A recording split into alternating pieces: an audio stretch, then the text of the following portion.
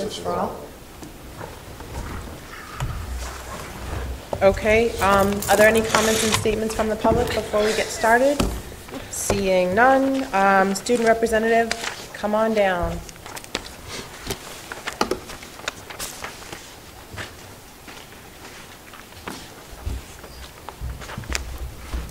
How are you? I'm good. And your update. Our last meeting of student council started off with discussing our Halloween fundraiser of a haunted trail, and due to logistical and planning issues, we decided to cancel the haunted trail in the back of the school and are currently working on developing a new kind of fundraiser. We worked on our ideas for the pep rally, which included allowing clubs and sports to do skits, dances, things that they wanted to do, in order to change it up from the monotonous games that are normally done. You have the same people doing the games year after year. And we discussed changing the date to be the half day before Thanksgiving break instead of the December one. And we're going to use flyers and we're going to use flyers to advertise clubs and sports to be able to come up with their ideas, be able to submit them, get them approved. Get an average time, how long those things would take, so that we can fix that into the schedule. And we tossed around ideas for giving cash prizes to clubs that do the best skits as decided by a panel of judges, which numbers that we decided to come up with were $100 for the first prize, $75 for second, and $50 for third.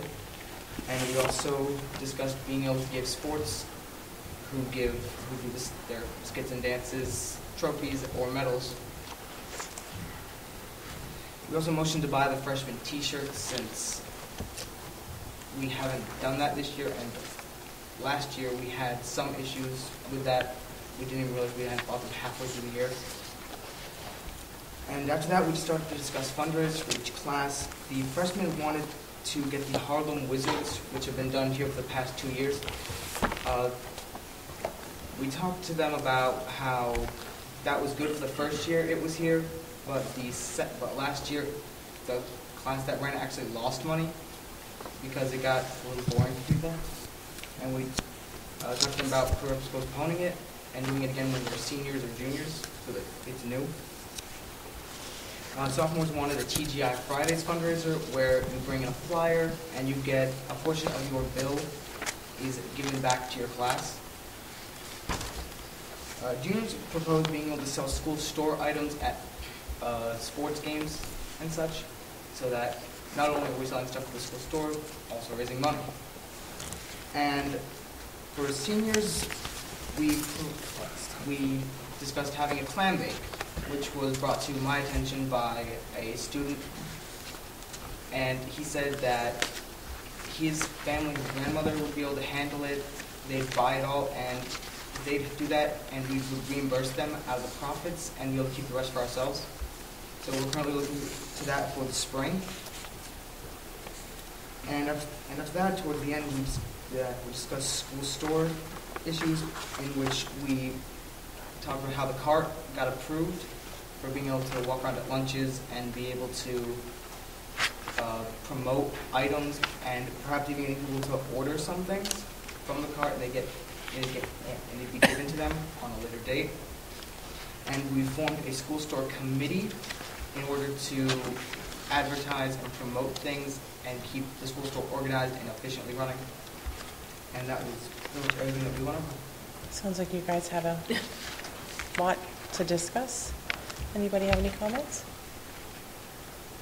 No? Thank you. I think you're doing a wonderful job reporting to us, too, so far. Thank you. Absolutely. Count me in on the clam bake, 2 tickets. Thank you. I've taken them?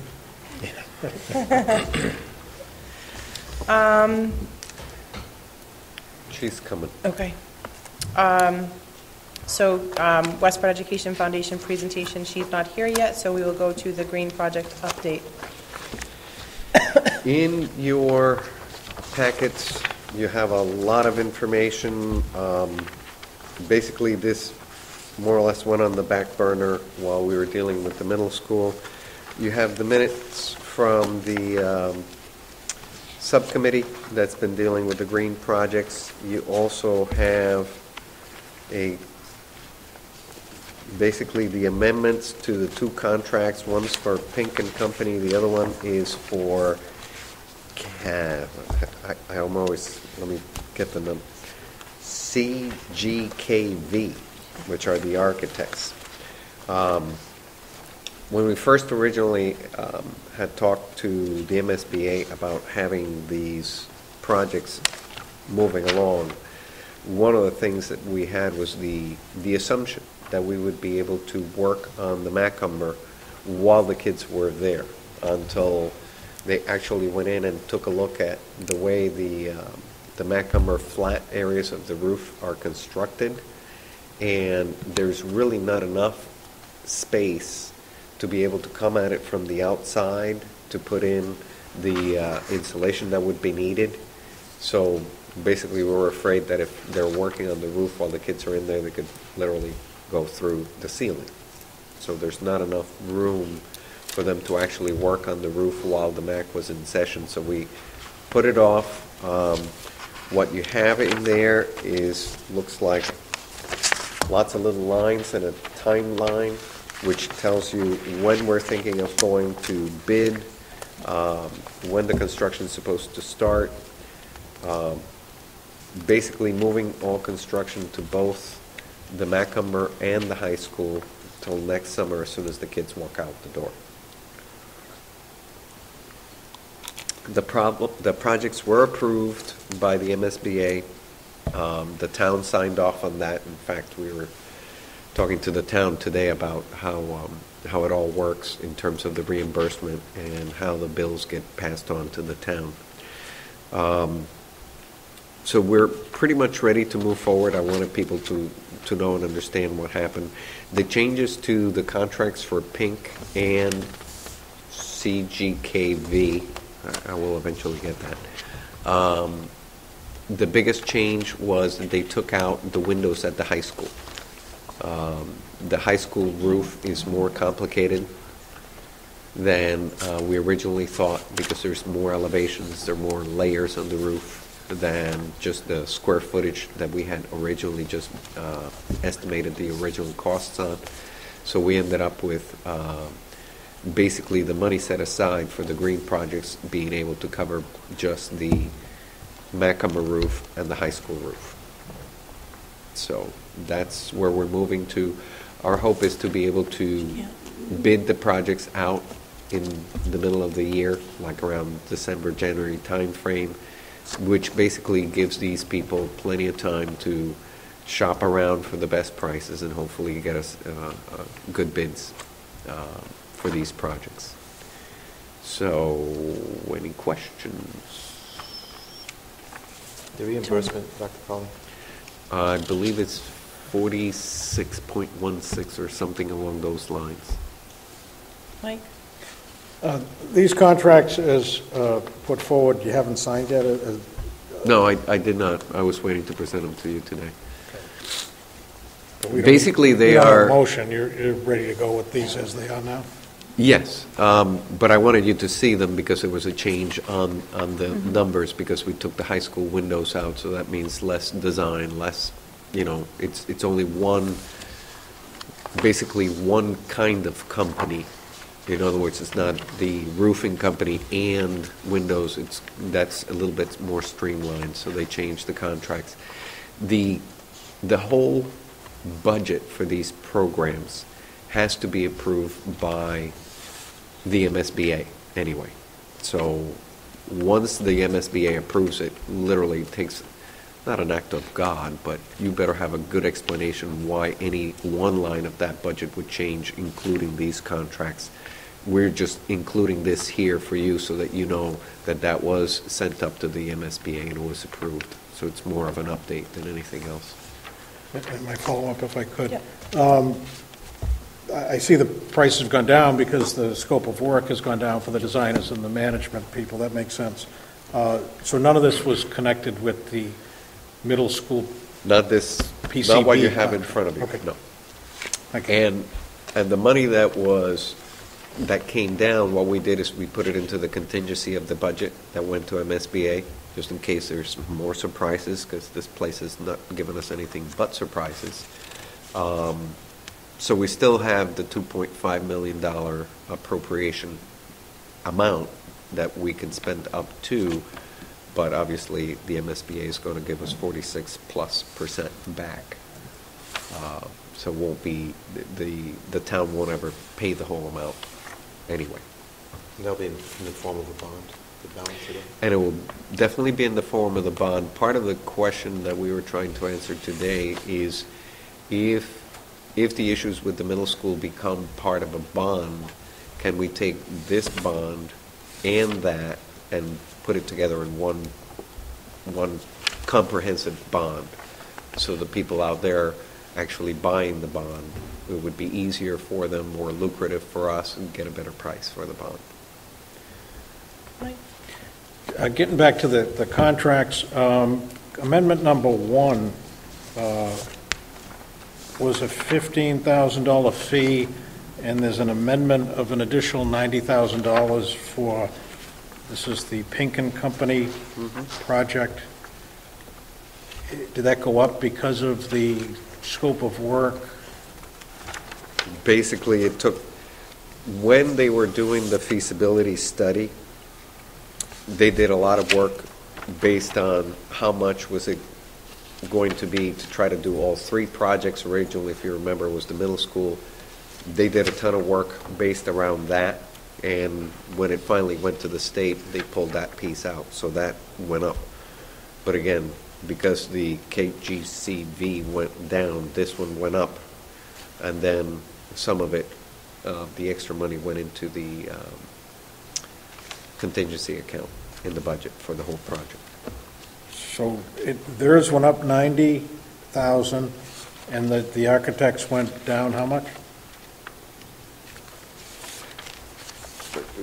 It didn't go up 90,000. What you see as the feasibility study is at the beginning of the contract, there was a period of time before the actual drawings get approved by the MSBA, where the MSBA would only allow any company that works under an OPM contract, that original amount of time, they could only be given $15,000. So For feasibility only? right, Okay. that's a flat fee that they determined way back when they put together the green projects.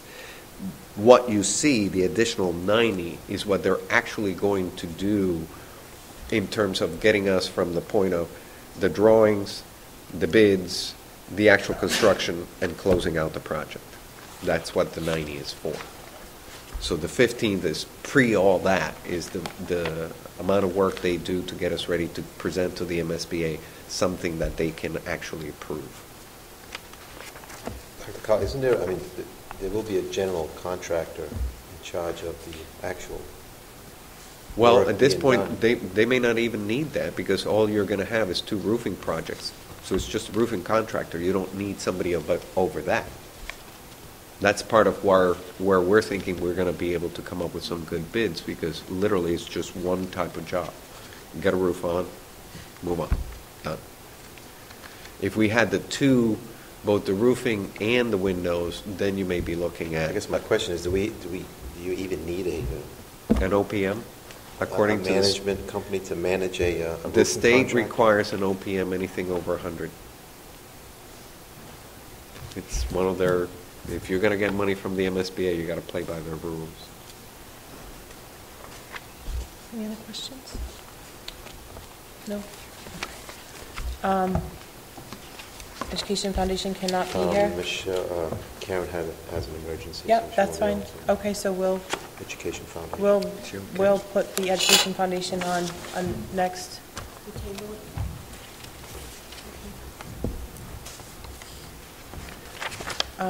Green project update. I'm sorry, RTT. I was going to say, wait a minute, I just did that. RTT update, sorry. Just making sure you're on top of it. Race to the top. Last year, you heard a lot about this, and it kind of fallen off the radar of the media. This year is really the first year of the Race to the Top work that has to be done under the grant program that basically the state won last year. So what I've included for you, and you have it by project numbers, strategy 5, 3, is what areas are we really going to be looking to do? You have, and by the way, if anybody wants to review the whole grant, yeah, it's the colored ones. If everybody wants to review the whole grant, They actually got it in there. I'm just saying, anybody else out there wants to review the grant, we'd be more than happy to give them some sleep time medicine. We're basically going to be looking at the educator evaluation process in the district. We're supposed to be implementing a new process based on the new regulations that came out this year, beginning fall of next year. So this year, some of the work we're intending to do is to work with the teachers and the other administrators in the system to come up with hopefully what would be a better way to evaluate the work of the people who work in the schools, from superintendent, principals, supervisors, on down to the teachers. So that's one of the pieces that we intend to do. The other one is working on aligning the curriculum frameworks. As you know, we went along as a state with the Common Core curriculum. So we have to tweak some of that. 2 weeks ago at the last school committee meeting, we talked about continuing to work on the units of study. So I'm going to use some of the money from RTT to support that work that we're already doing and will continue to do. Since this is a 3-year grant, 4 years. Last year we did a little bit of preliminary work, but most of the money is going to be in this year and the 2 more that follow. So I put a little bit of money to continue to work on the curriculum units. There's some in there about school climate, school conditions, school culture. Again, we put just a little bit of money aside for that, not much at all, mostly in looking at where our district improvement plan will be in the next 3 years. So it's more of collecting data by way of updating our plan for the system, like we did a couple of years, not last year. Well, we finished it last year. We began the previous year. So we'll put some money aside for that. We put some money aside for mentoring. That's, again, something else that we do a little bit. Hopefully we'll get some more training for the mentors. There's a possibility of developing an online training system. If the state gets it going, we will hopefully use it. That's why I put some money in there for out of the grant.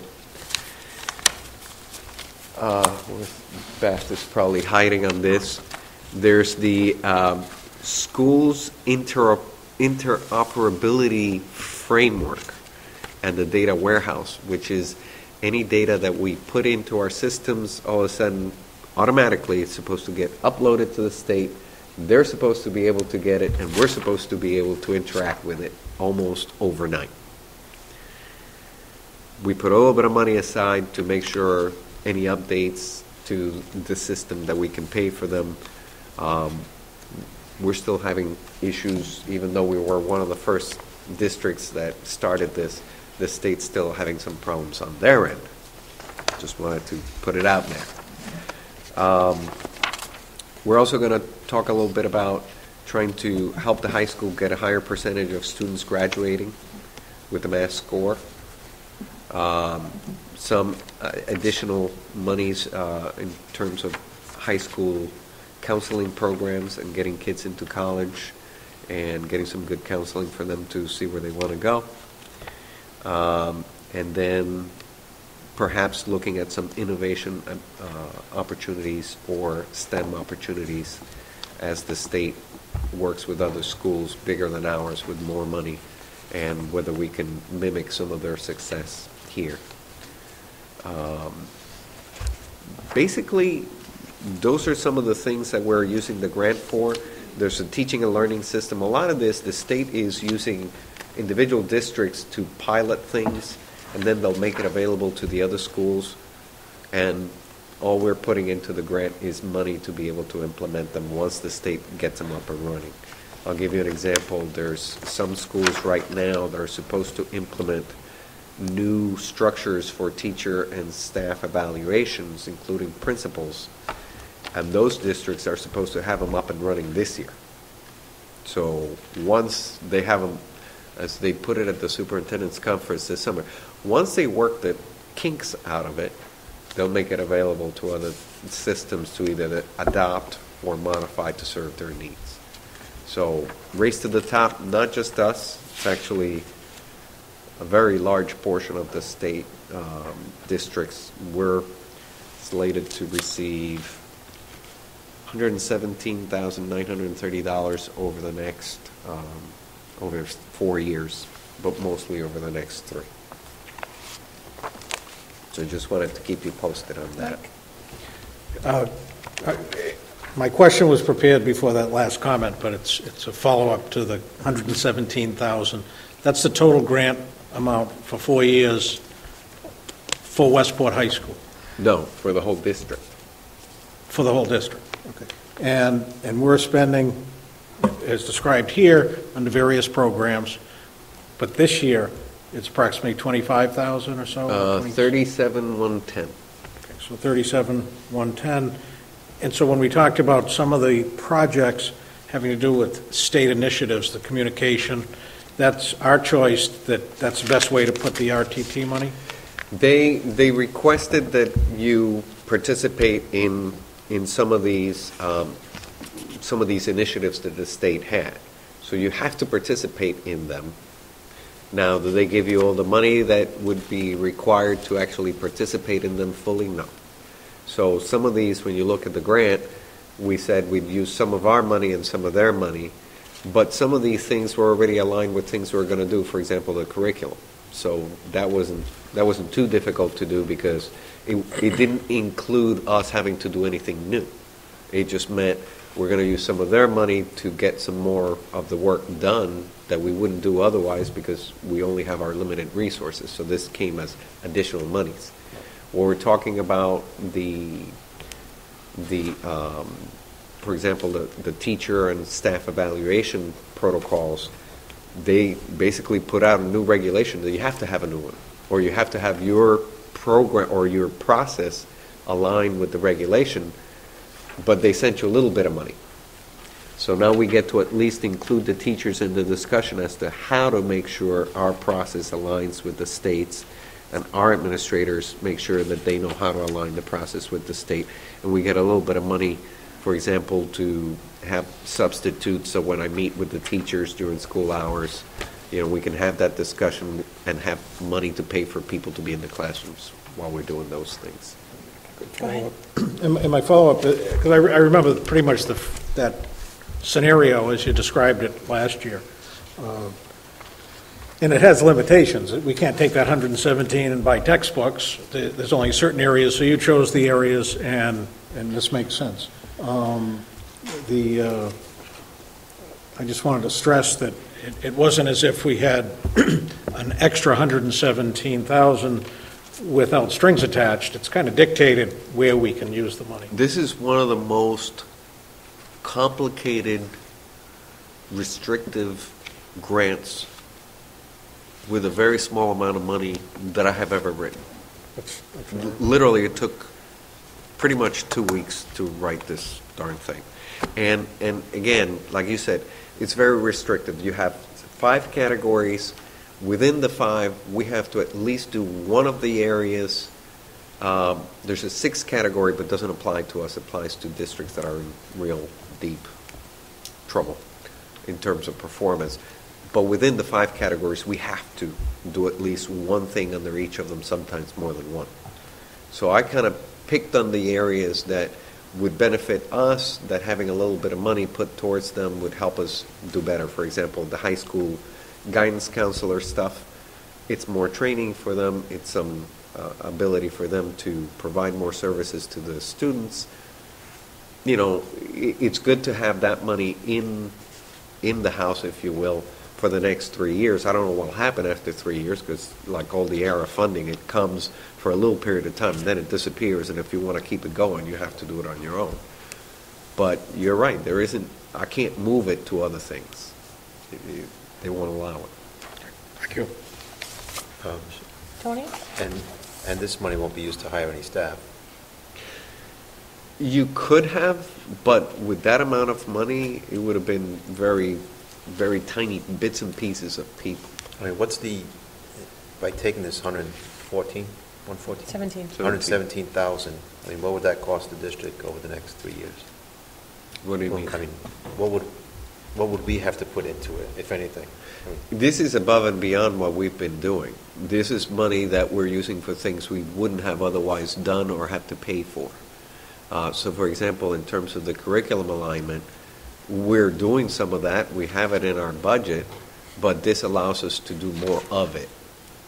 That's all it's doing. In terms of the working with the teachers, either we would have had to pay for it, or at least we can pay for the subs and traveling to, visit other districts that may have theirs working.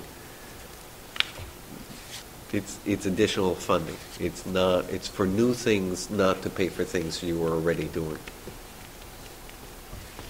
Any other questions? Okay, moving on to the list of new hires, resignations, retirees, and non-renewals. You had asked,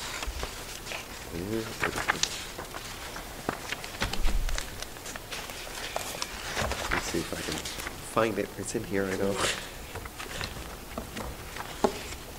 You had asked for an update, and you have the last few that were hired. You had mentioned that some people had been hired, and I hadn't looked at the Yeah, I actual still don't number. see them. I'm not sure who you were thinking of. English teacher here.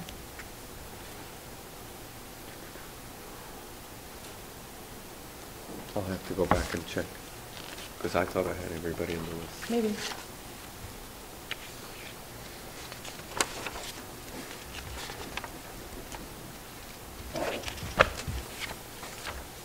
they're not on here, they could have easily seen the letter that they were putting on the packet. No, I thought I had it on the list. We'll Okay. check. So that's what wasn't Just- included last time. Right. These were hires that, obviously, if you take a look, that came in after that meeting Right. that we had, that we knew were coming, but hadn't been officially hired. Okay, on to the Westport Middle School update, PCV remediation funding. Westport Middle School update. I did sit down with Fussin O'Neill, Triumvirate, and Spry, or their subcontractor for Spry. We did talk about making whole the middle school. There were some materials that were, broken, damaged in the move, damaged in, when stuff was taken down, stuff that we couldn't find. So that was part of our discussion, but I then went into, okay, we need to try to come up with a number so that the town can start talking about what we're going to ask in order to be able to finish this work. If you take a look under Ruggieri, where you got the PCB costs, we have the 16033 and the 3433. That's the work they're doing now. That's why it's estimated. Our hope is that that'll be it. They're pretty much, what's today? Wednesday? Hopefully by today they'll finish putting tile down in the offices. By tomorrow, finishing it off, cleaning the area, so Friday, Saturday, Sunday, Monday, we can ventilate the offices and test them. So That's in there. We actually began to look at in-house maintenance, custodial, cafeteria costs. These are the things that we had to pay out of our budget for people to do work like on the weekends at night. And a lot of this is, Mike and company spending oodles and oodles of time this summer during weekends and nights to try to get this done. There's a little bit of additional cost for the cafeterias. We used the high school as a site, and we had people working extra hours to try to get the food to the middle school. Custodials, we are actually bringing them in, or have been bringing them in on Saturdays to help with the cleaning. We did buy the HEPA vacuums and all that, and we had to do some rewiring that we did ourselves, because once those ceilings came down, some of the wires were kind of, attached to the ceilings, and once those came down, the wires came down with it. So we had to do some of that. So we're thinking we're closing in on a very solid number. If you look at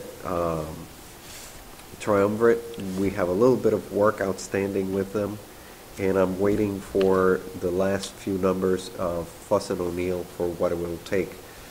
Hopefully, if we can get the offices done and the areas where we're doing the rugs done and they don't need additional testing, they'll be able to come up with a price for what it'll take the rest of the year.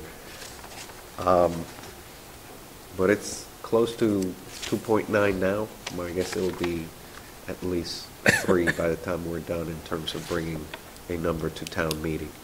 I did talk to some of the people at town today in regards to what it would take to make the school system whole in terms of its budget.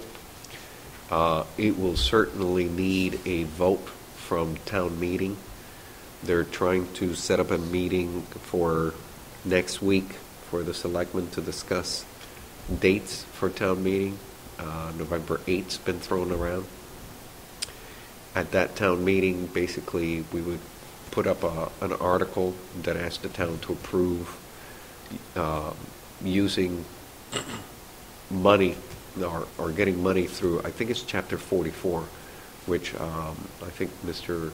Sullivan had at one point in time mentioned, using Chapter 4, one of the reasons why going out to borrow money in order to pay for work done to remediate hazardous materials.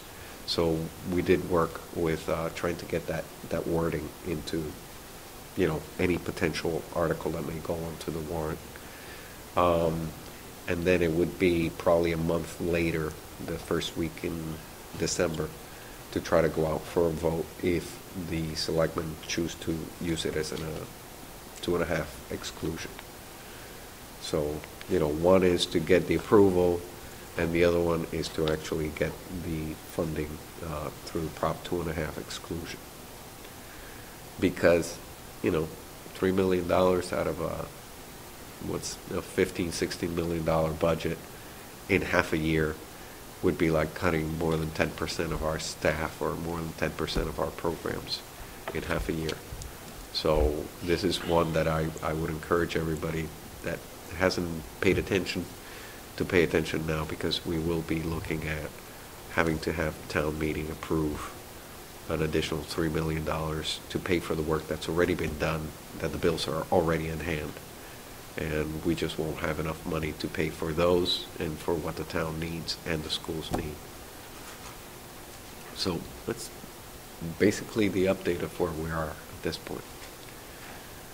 Any comments? Tony? A couple of questions. First, what else does Triumph have to do At this point, right now? if the offices and the basically there's still one room that we're trying to figure out how to do. Fuss and O'Neill suggested cleaning the vents. We've never had any vents cleaned, because that's probably the one of the few rooms in the whole building that even has a All the ductwork should have been cleaned. But that's my point. We didn't do that because this is probably the one room that has ductwork. All the other ones, once you clean the machine, The machine doesn't have a ductwork. It literally goes from the outside to the inside. The machine's attached to the actual outside surface. This room, if you remember, when we went up there, we saw, oh, there is some ductwork in that one room. And my understanding is that it was all cleaned. The machine itself was clean, the actual air, the ventilation piece. I don't think they did the ductwork. We need to check on that. The other question is the rug subcontractor. Ruggieri's. We're using the same contractor that did the original work. I thought it wasn't a source material, so we were able to just Yeah. put it out to bid to get anybody in there to remove the rug. Yeah, it's not, the rugs are not source material. I think at the last I mean, meeting. so did we get any bids, or did we end up? We did. We went out and called 3 people, a couple of people. They're not bids, they're quotes at this point. And we asked, some people didn't even call us back. I don't think they wanted to come to Westport. Ruggieri had already done it. The previous amount of work done by them, the removal was done by Triumvirate as they went through those rooms that had been designated as rugs come out. They are actually removing and putting down tile this time around.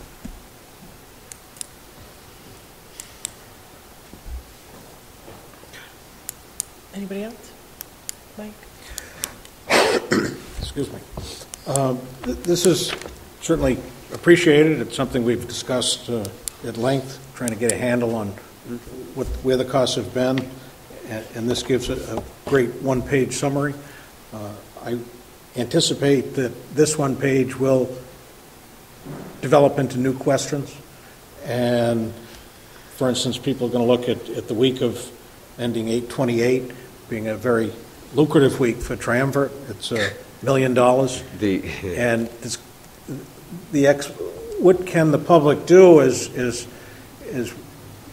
and we do to engage in conversations in terms of the value of the work that's been done, and I don't want the stacks, but Well, I'm saying the stacks are available. Okay. All right. For each one of the bills that we get, we require that there's what we call the backup material, which is the timesheets, who signed off on them, where were they working, how many people, how many hours. So that is kept in the business office. If you want all of them, we are obviously, it takes a lot of time to photocopy stacks and stacks of paper, so we will go through the process that we've used in the past. If you want copies, if you want to review it, then you just need to let us know. People can come to the office. One of us will sit and let you go through them. If you actually want the copies, you can, but we'll charge a little bit of money to spend the time pulling it out, photocopying it, and it's usually like 20 cents a page, 25 cents a page. I'm not sure what we're charging nowadays. what I was wondering if maybe there's some reports in between the individual sign-in sheets and the $2 million, which I understand what we spent and saw some of the work being done, but in terms of having a conversation about the $2 million during August, is there additional summary reports that perhaps break down categories? Is it all remediation, some removal, some cleaning? If you actually look at the bills break it down like that. So again, those are available as well, which are, first it's the bill. Behind the bill comes the thick package of all the stuff that was done within that bill. So there is some of that available as well. Maybe Triumvirate, maybe their accounts payable department has a system that they can send us pie charts and show us the breakdown of the line items or something. But I think it's easier to have the conversation on how we spent the money as follow-up to this work without going into the individual bills. Is there a summary of... We haven't asked them for that, but I could probably do that. Maybe at the end of the 60 days when they're looking to get paid, they'll be able to provide some substantiation, but Well, they have. That's what I'm saying. The raw data is there in the sheets. Then you have the bill that summarizes, the work done over certain periods of time. Now you're asking for a middle summary, which kind of takes all the work done and cuts it out by categories. I could ask for that. I mean, part of it is... I don't know what to tell you to ask for, but as the questions come forward, I'll make sure I forward them, and we'll see if we can't frame that discussion as we prepare for the... We can probably do that. I decisions. mean, I don't know how far, they're starting to get a little antsy, all the companies, because we've only paid some partial bills. One of what you have here is one of the warrants that pays part of that bill, not all of it. And that's, when you've already paid your payroll and did the work, and you're asking people to hold on for a few months while the town figures out how to pay for it, it puts us in a difficult position of asking for more. But I will. Have we gotten a dollar amount yet, or an approximate dollar amount on the missing, lost, broken items? I think it amounted about 15.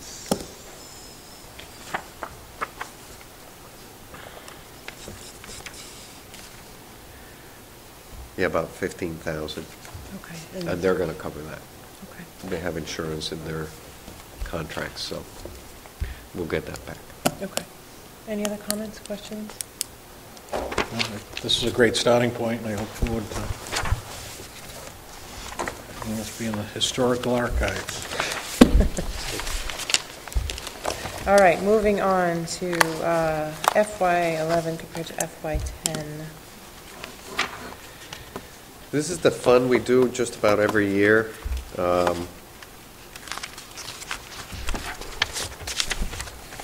make sure I go through some of this.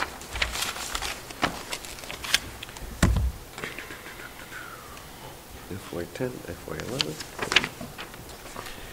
FY11.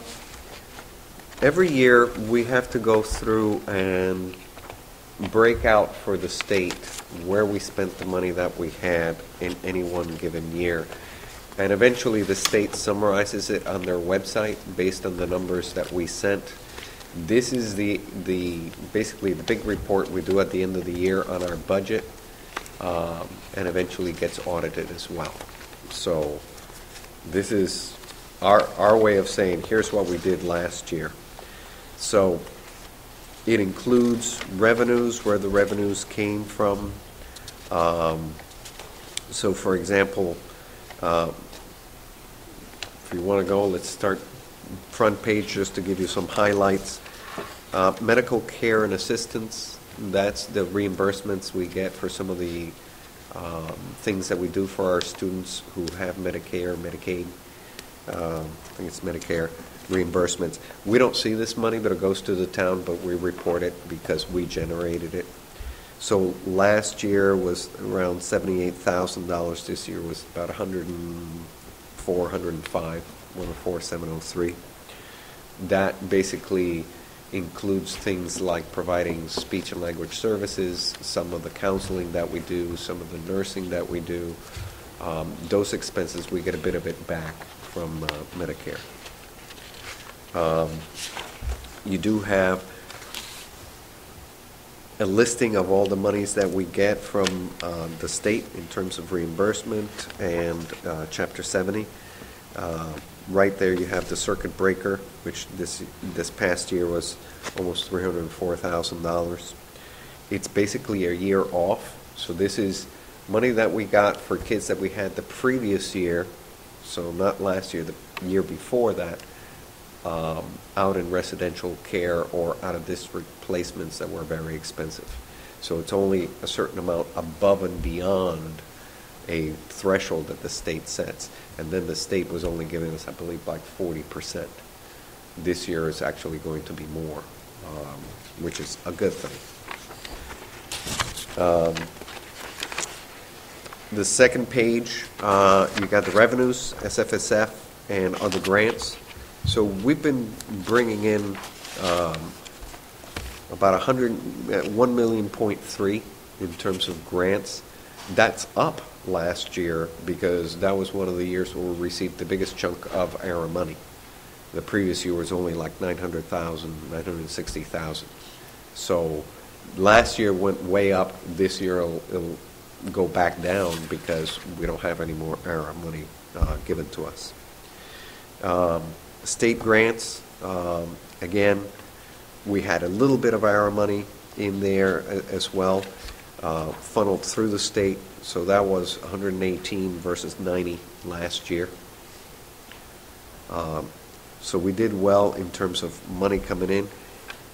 In terms of lunch, and I think we mentioned this when we were looking at the revolving accounts over the course of last year, we had less money coming in this year in terms of the lunch receipts, from 679 last year down to 656. Okay, basically less kids in the schools, meaning then less kids actually partaking of the lunch program, so it actually went down. Athletic receipts was up by about 13,000, mostly because the person who was running the athletics at the middle school wasn't there all year. So some of it went out that way. And a few of the programs actually generated a little bit of extra money. But if you take a look, we're still spending about, you'll see it somewhere else, but we're bringing in about 100,000 in terms of receipts for athletics. School choice went way down from 67 to 16. This is the last of school choice. Last year we had only one student left in the system under school choice, or a couple of them, and then this year that's going to be gone. So it went from 67 to 16 to eventually nothing. Private grants, the previous year we only had about 650, and I was hoping that we'd have the Ed Foundation here, because this last year that went up to about 10,700. So it went up about $10,000. So they've been doing a good job for us.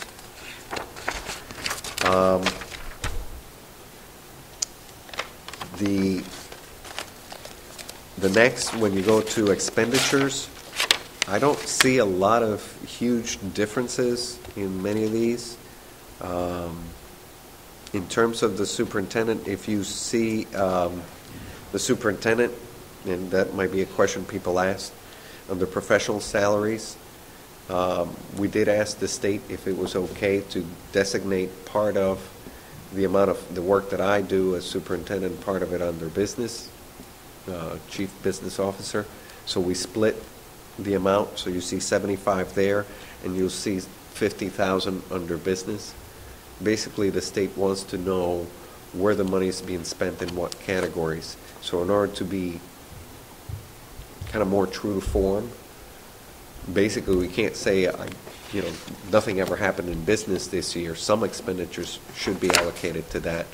Part of my work deals a lot with the budget, and that part of the side of the business operation of the district. So we split that. So it's not like we're hiding money. I'm still on paper making 125,000. It's split between two places. So if people go looking and they say, how come the superintendent's only making 75? I know he's making 125. I'm here to say yes, you'll see it under business.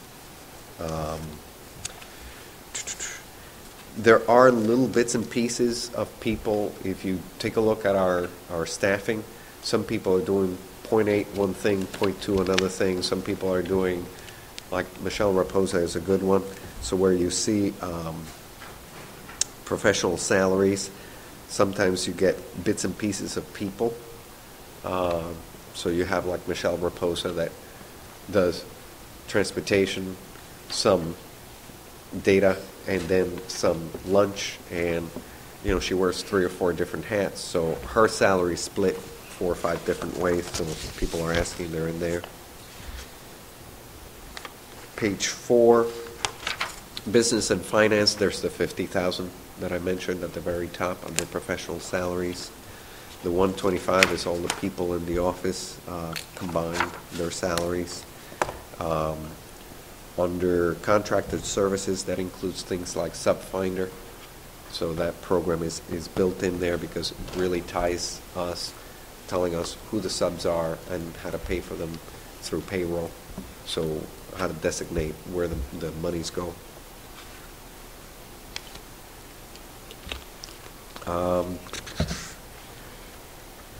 Legal actually went down this past year.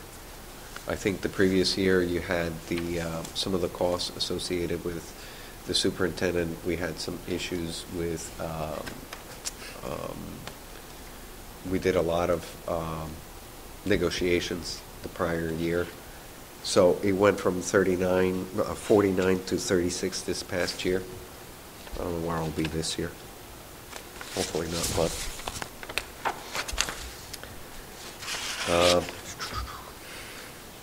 Again, if you look at page 5, under curriculum directors, if you recall, we changed from curriculum directors to the assistant superintendent for curriculum and instruction. So it's not that there is a 0 there. Dr. Condon was here at one point in time a couple of years ago. Last year, she's now appears under the assistant superintendent line. So again, it's just the designation for the person.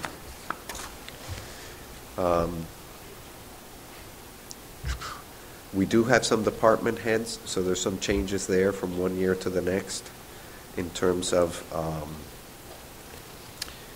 looking at the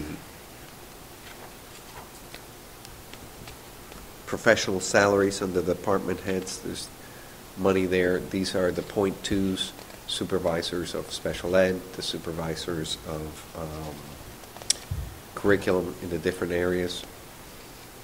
When you tally it all up, comes to about 95. School building actually went down. It was at 561, went down to 526. Again, we took some of that money and reduced it by cutting assistant principals to 11 months instead of 12 months, and took some of the responsibilities and put them on them to do other things. So some of them are now listed under the 95,000 department heads, because some of them are doing 2 things. And again, you see some of that under curriculum leadership. There's the department heads at the building level. The 106, it's the .2s for math, science, social studies, language arts. Let me see, what else can I tell you? Oh, teachers, right about the middle of the page on page 6, professional salaries, went from about $6,500,000 to $6,269,000. Part of that was cuts. Remember, we did reduce the number of teachers one year to the next. So it does get reflected in there. You do see the OTs, PTs, psychologists. There's still some contractual services down under medical therapeutical services. Used to be a line that was basically all under contracted services. Now you see some of it under professional salaries because we now have our own psychologist, OT, PT, and speech. Page 7, substitute teachers. Again, that one went down. When you have less staff, that means less people will be out statistically. So we went from 237 to 201, one year to the next. Whereas teachers went down, if you remember, we did hire additional paras. So it went from 553 to 733. So you went from people who are certified to people less certified, but more of them. What was that change, Dr. Colley, from what to what on the parents? 553 to 733. Some of that was under ed jobs. We had, at one point in time, said, can we get a teacher back using ed jobs money? And it was a suggestion by the school committee, rather than doing that, to get additional paras and TAs to deal with some of the issues and particularly at the middle school. So at the elementary school, we did add, if you remember, halfway through last year, we added a teacher. But at the middle school, we added, I think, a para and a TA. Off the top of your head, how many paras and TAs do we have? Not good at the top of my head. 20, 30, Oh, it's more than that. 40, 50? Anybody?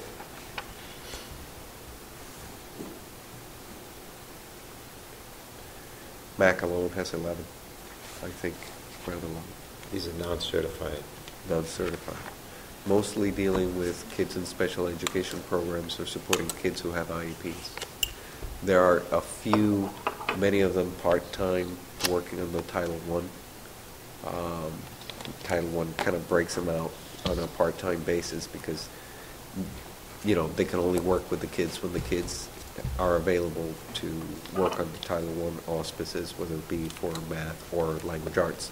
So when the kids in science and social studies, the Title I people will be working with them. That's why we hire them just for those hours when the kids would be in math or language arts.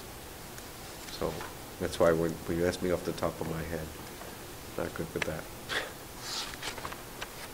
But if you want to ask me those questions and you want me to bring the information to the next meeting, I can do No, that. I'm good, I'm good. You can give me the answer tomorrow morning.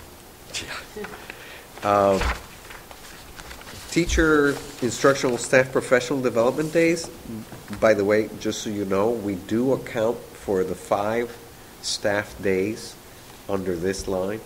So we don't really spend $150,000 in sending people to conferences and all those things. That's not really what we have. So in case people ever ask, no, the 5 additional days that we have in our in the contracts, where kids come 180 days, there's another 5 days, they're for staff development. We designate the amount of money we pay the staff during those days as staff development monies. So it gets recorded here. So just so people understand, we're not spending $150,000 sending people to conferences and workshops. That's not. We may spend a little bit of additional funding in there, but this is the professional development line, the professional salaries. That's the teachers.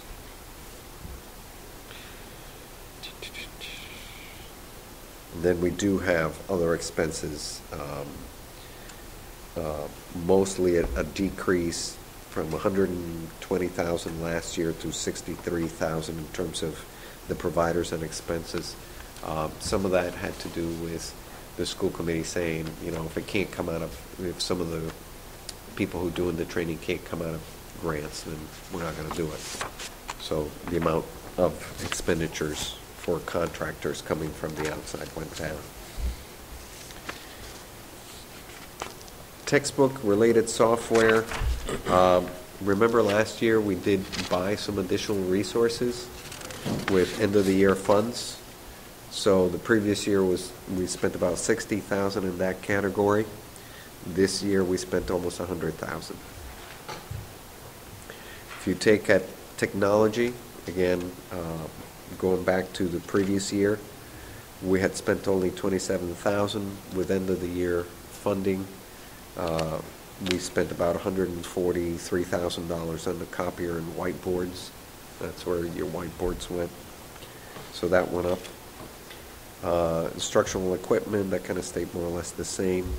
Supplies and materials, again, we increased that by about $40,000 with end-of-the-year monies.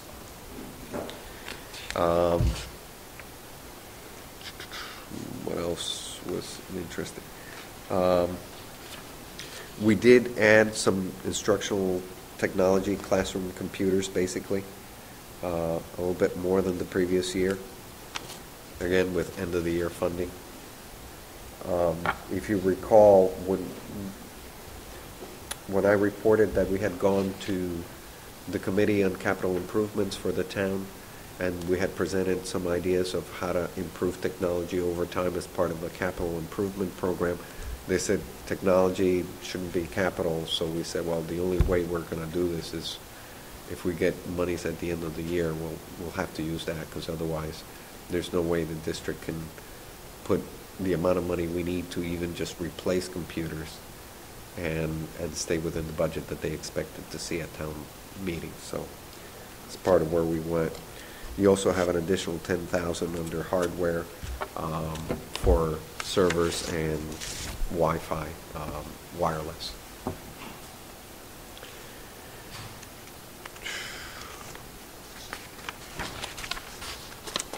You do have page 9, contracted services under software, because it's pretty much all contracted.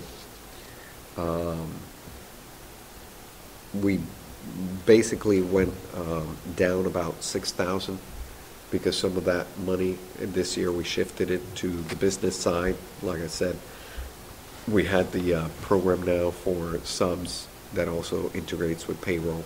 So some of these were not as expensive this year. And guidance, it went from 534 to 566. As you remember, we did add a school adjustment counselor both at the high school and the West, which originally there was only one at either one. So that's where the difference is. Psychological services, there's no real change there down at the bottom. What there is there money in professional salaries where before it used to be in contractor services. So that was kind of a wash, but we get the benefit that it's our own people.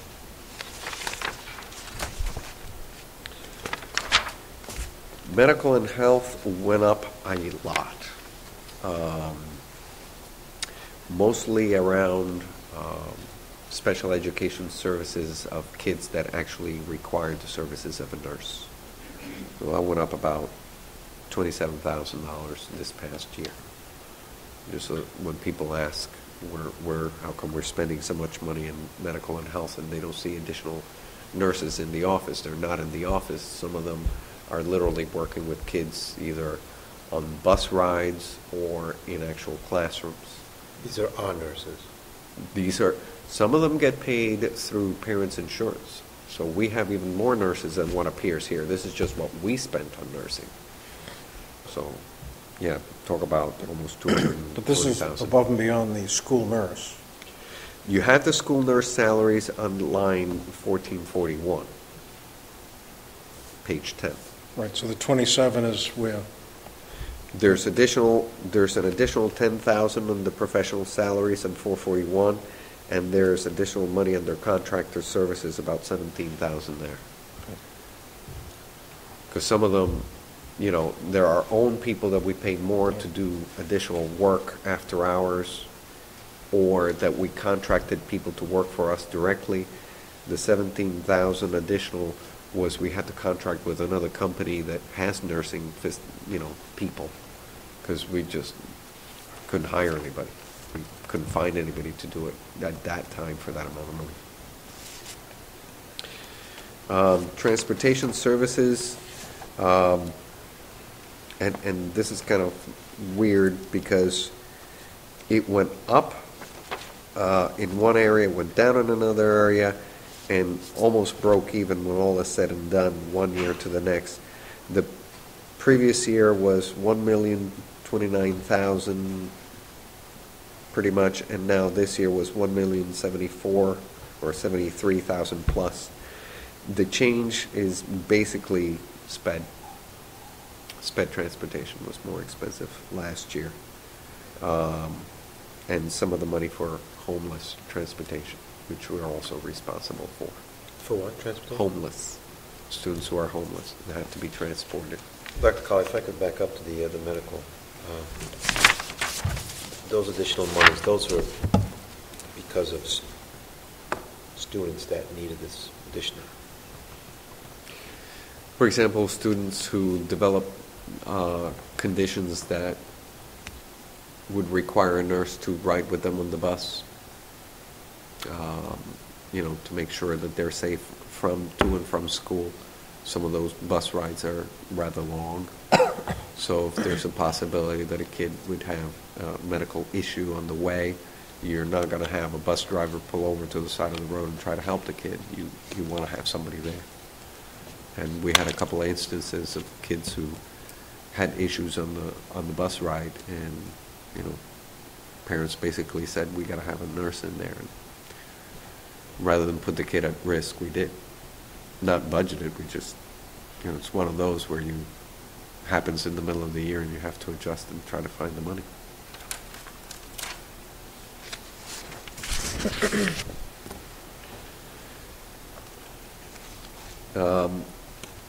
Both in student activities and athletics, if you take a look, we're spending about $170,000. If you remember, against the 107, I think it was, that we took in terms of revenue. So when people ask, you know, what's the money for, it doesn't cover all the expenses that, you know, we still have. So mostly in the area of salaries paying for the people who supervise those. There is a decrease from one year to the next, and basically it was because we cut the position from a full-time person that did all the sports and all the activities down to a part-time person that basically is doing a good job, but doing it part-time. So if things fall through the cracks, probably is because they're not there all the time. Custodial, school security, those were more or less a wash, and the same thing for heating of buildings and utility services. When you put those two together, it's pretty much a wash one year to the next. I don't know how long that's going to last, because I'm always worried that utilities will eventually go up again, but I'll take it any time it doesn't. And then you do have on the maintenance, there was a jump of $18,000. That was the tennis courts that we used end of the year's monies for. And again, you do have one up, but mostly through end of the year, where you see maintenance of buildings, where you see the supplies and materials, the installation of the whiteboards are in there. So we did have some end of the year monies that we used there. We did get to put extraordinary maintenance in there, which I don't think we had anything the previous year, in page 13. The $15,000 was the MAC roof. In case anybody was wondering, did we account for it? Yes, it's there.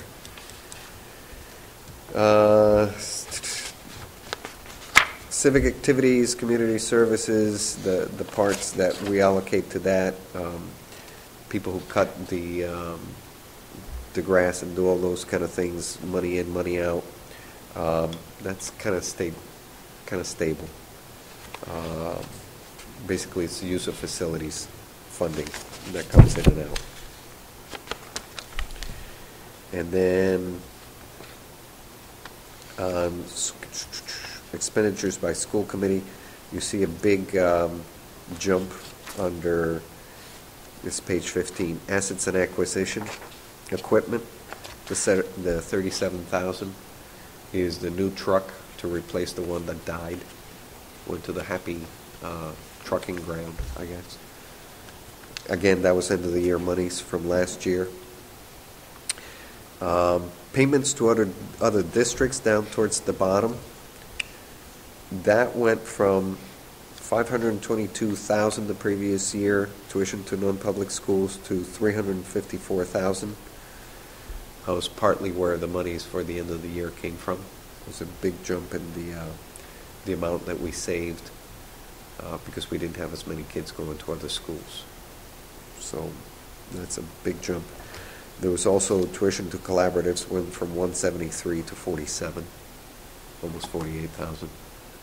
And again, those are mostly the big chunks of money that we saw at the end of the year that we use for technology, for some of the supplies for the truck, and a few things of that nature. Dr. Colley, can we just jump back to the truck under equipment, 1742? Why isn't that listed under motor vehicles, 1744?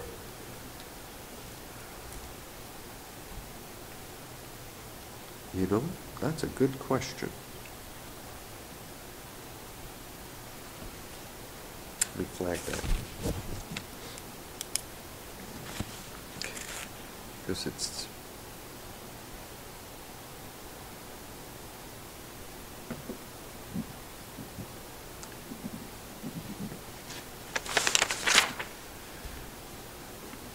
That even got past me. I'll find out. Thank you. Won't affect the total, but it'll definitely affect what category it goes into.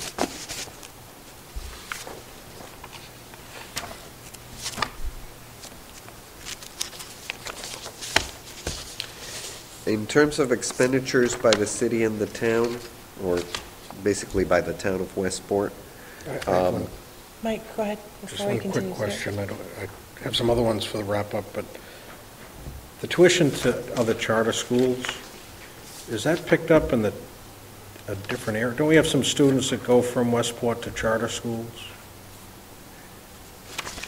But yes, they do. And I'm trying to, if you see, I see it here on... if you go to page 17, Yeah. because we don't pay it directly. Okay, It so gets that- paid, it's under the expenditures by the town.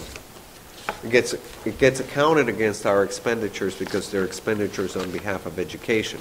Right, our total, but it doesn't affect our budget, or does it? It doesn't affect our budget, it affects the town's budget. Right. So when the town is looking to say, how much did we spend on education, they take not only what we spend in our budget, but they take things like the money that we spend for kids going to the vocational schools, the money that they spend on sending kids to charter schools. They even take some of the money that the town itself spends. So for example, we prepare the payroll, but it goes down there, they cut the checks. Part of their money that they allocate to those departments comes back as money spent on education. Because they're saying part of their work down there is related in some way to education.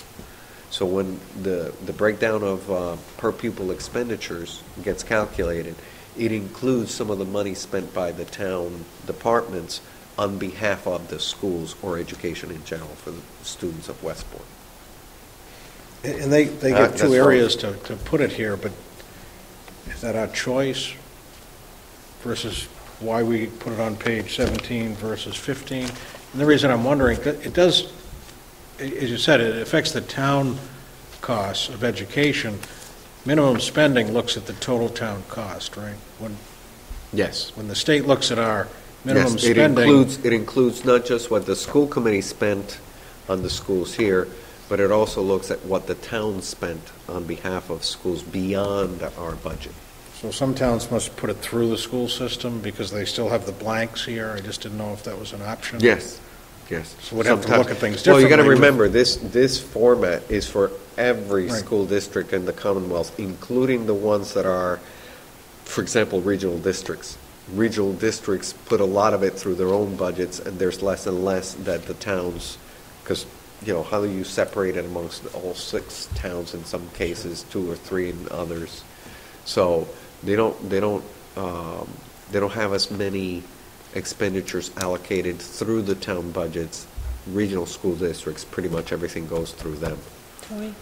Carl, do you know what that that amount is that the town uses? That's expenditure 2. So if you go there, we can go right to that. If you take, for example, a look at page 16 on Schedule 1, you have, for example, retirement contributions. We don't have that in our budget. The town pays for that. So, you know, you have about $500,000 spent on employer retirement contributions, which basically the employer is really the town. So it's not in our budget. I mean, I guess you could put it under our budget, doesn't matter. and somebody's going to have to pay it. But that figure is used towards the minimal. Yep, absolutely. So when that goes up, whether we do anything to our budget or not, it seems like we're spending more, but it had really nothing to do with what happened in the classroom. So some of the areas that have been, if you take a look at insurance for active and retired employees, that combined number for FY10 was 1,859,000 plus, and then this past year FY11 was 1,937,000 plus. So that additional amount of money, that $80,000 extra, when people say, well, you spent an extra $80,000, well, we didn't spend it on teachers or classrooms or books or testing materials. It went to something we never see. Yeah, we pay it on behalf of our staff, but health was like 4.2% increase. So when you take a look at some of those things, it's not necessarily what people think, that we're just hiring more people. There's other increases that we have no control over, and we never even see it.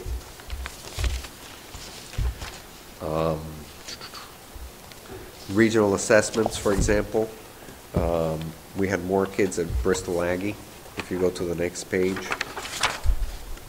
it's about $160,000 more in regional assessments. That went up by about $160,000.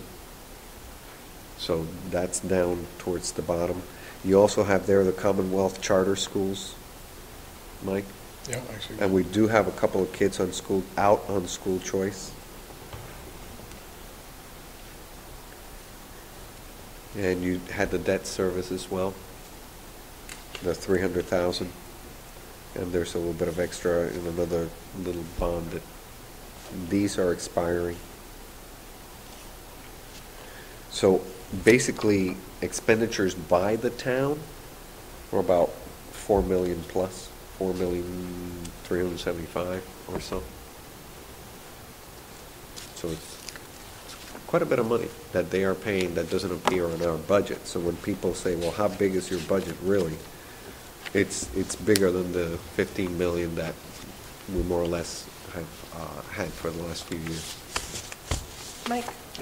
A comment on the long-term debt service. I would, an unqualified view, I don't have the figures in front of me, but I would anticipate that the amount that the town pays on behalf of our debt service appropriated to schools is on the low side for a size, in a system our size. We have some debt that's soon expiring. Our current $300,000 for that project, it's the only project out there. So in terms of the health of our borrowing for the town, it's relatively low for a town our size for school-related expenses. It's an important comment as we look forward to consider additional borrowing to relieve some of the expenses that we've incurred and future planning, because the amount that we're at now is relatively low. Yeah, and this is an old debt that, like you said, it's just about to expire. I think it expires next year. So there is some flexibility on the town side to do additional borrowing. The schools really haven't done much in terms of expanding or doing big projects in the last 20, 30 years. So there's not a lot of debt just hanging around from previous projects that are just accumulating over time. That being said, we do have the middle school, like you said, the $3 million that have already been spent trying to make sure we could open and have the kids in there for this year. And then there is the necessary long-term planning as to what are we going to do with the rest of the work that needs to be done there, or whether the town would consider either expanding buildings, not using the middle school as a school. There's a lot of planning that needs to be done and done rather quickly. my hope is to have an update at least on what the MSBA is thinking, hopefully by the next school committee meeting, if not sooner. I believe I'll be able to at least talk to them on the phone on Friday. We've been trying to set up a meeting for quite a while. Mike? If I can follow up on that, I received something in the mail regarding my appointment to the Westport Educational Fund. Yes. I want to point out that One the of these. the policy of appointments to various committees, including the Capital Improvement Committee, is an annual appointment. Therefore, our representatives, if in fact they're appointed, not a liaison, do need to be sworn in and Yeah. follow. And I don't recall, last year I was on a few of the committees, I don't recall individual swearing-in ceremonies, if you will, and being officially appointed. So we might want to look at who our representatives are on the capital improvement.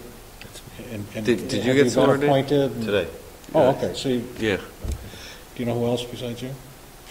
me. Yeah, I think it's, Thursdays at 10 o'clock, right? Next week? well, Tomorrow at noon. it depends on when they, Yeah. when they decide to have it. I just- That's part of the issue. Last year, we didn't have to be appointed, so I'm glad, you should have kicked me when I was talking. No, I didn't I- hear No, no, no. Step ahead of There's us. other people, No, there's no. other people that still need to be sworn in. Can we go back to where To we're at, though? Yes. That's not what we're Sorry. at. Thank you. Capital, in the capital improvement. Yeah, well, That's okay. hopefully, if we over time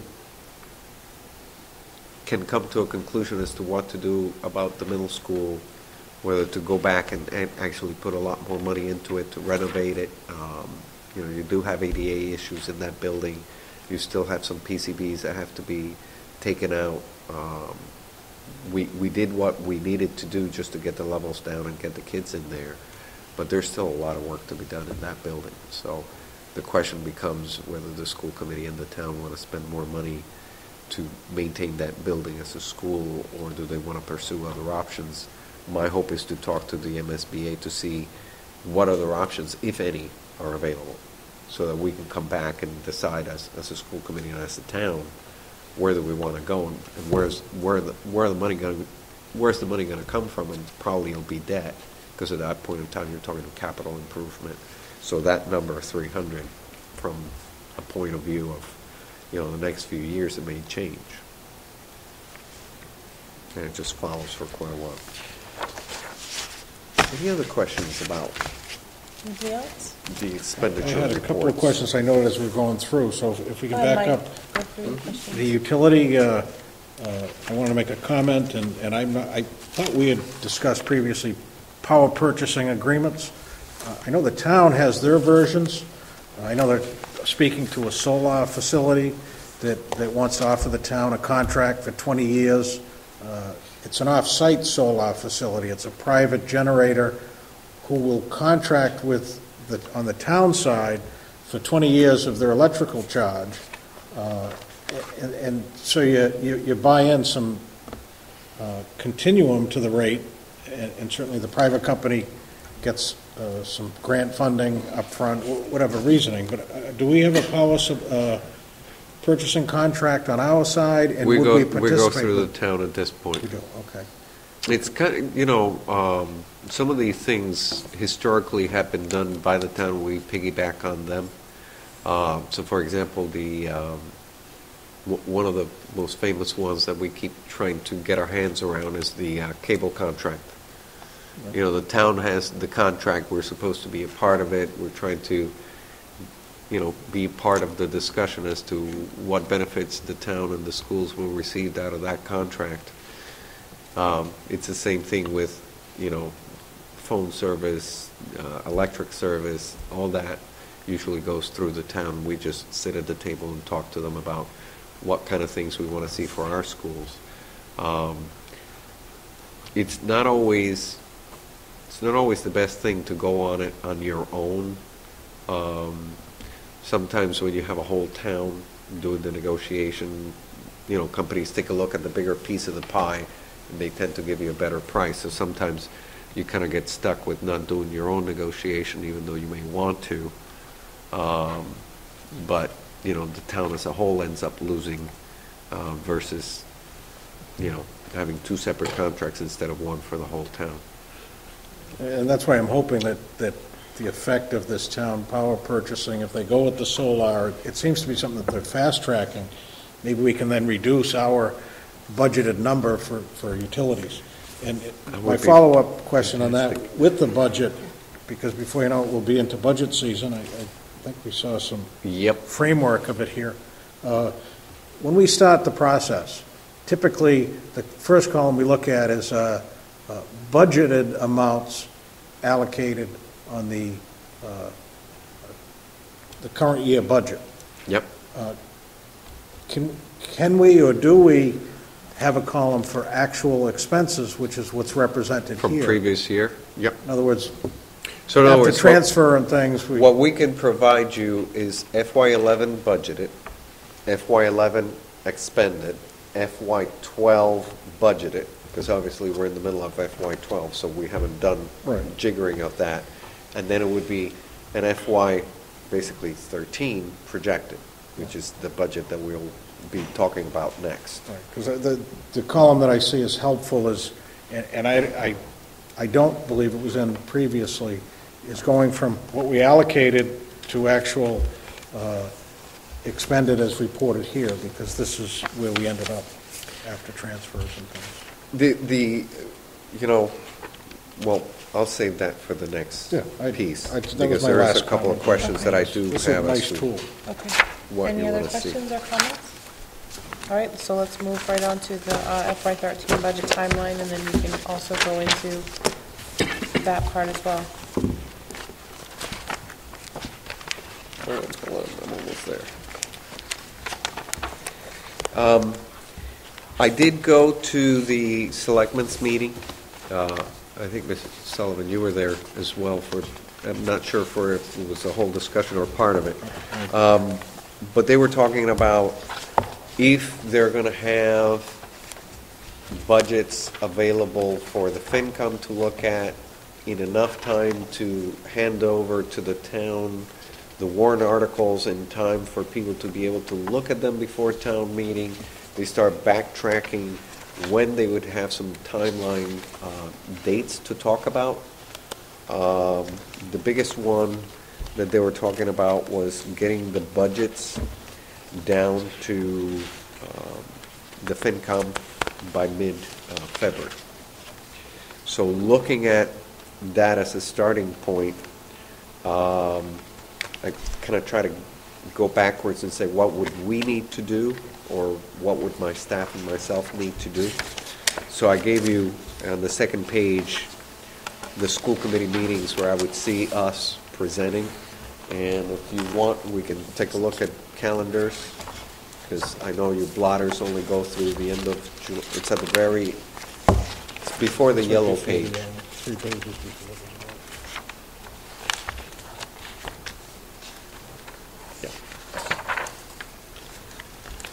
So I painted some pieces in there, things that would be important for this coming year. You have the cuts that we did last year that we haven't really recuperated from in terms of, sorry. Tony still can't find it. Where are we? It's not the first yellow, it's the Go to- second from the back yellow. Work from the back. Yeah, the Work back. from the back, Yeah. second from the back yellow, and 2 pages Got it. beyond that. You got it? So basically, the previous year, we lost some teachers, we haven't brought them back. We lost some administrators, some additional staff, and now we're losing some ERA funding. We lost some this year, we will lose again some more next year. JUBS monies, which are about $100,000 that we've been using to pay staff out of ERA funding, disappears next year. So unless we want to disappear the people along with the disappearance of the money, there'll be additional funding that we will need. You do have the issue of increases in salary negotiated contracts, even though it's just 1%. it does add up to some monies. You have some steps and lane increases as well that we estimate every year.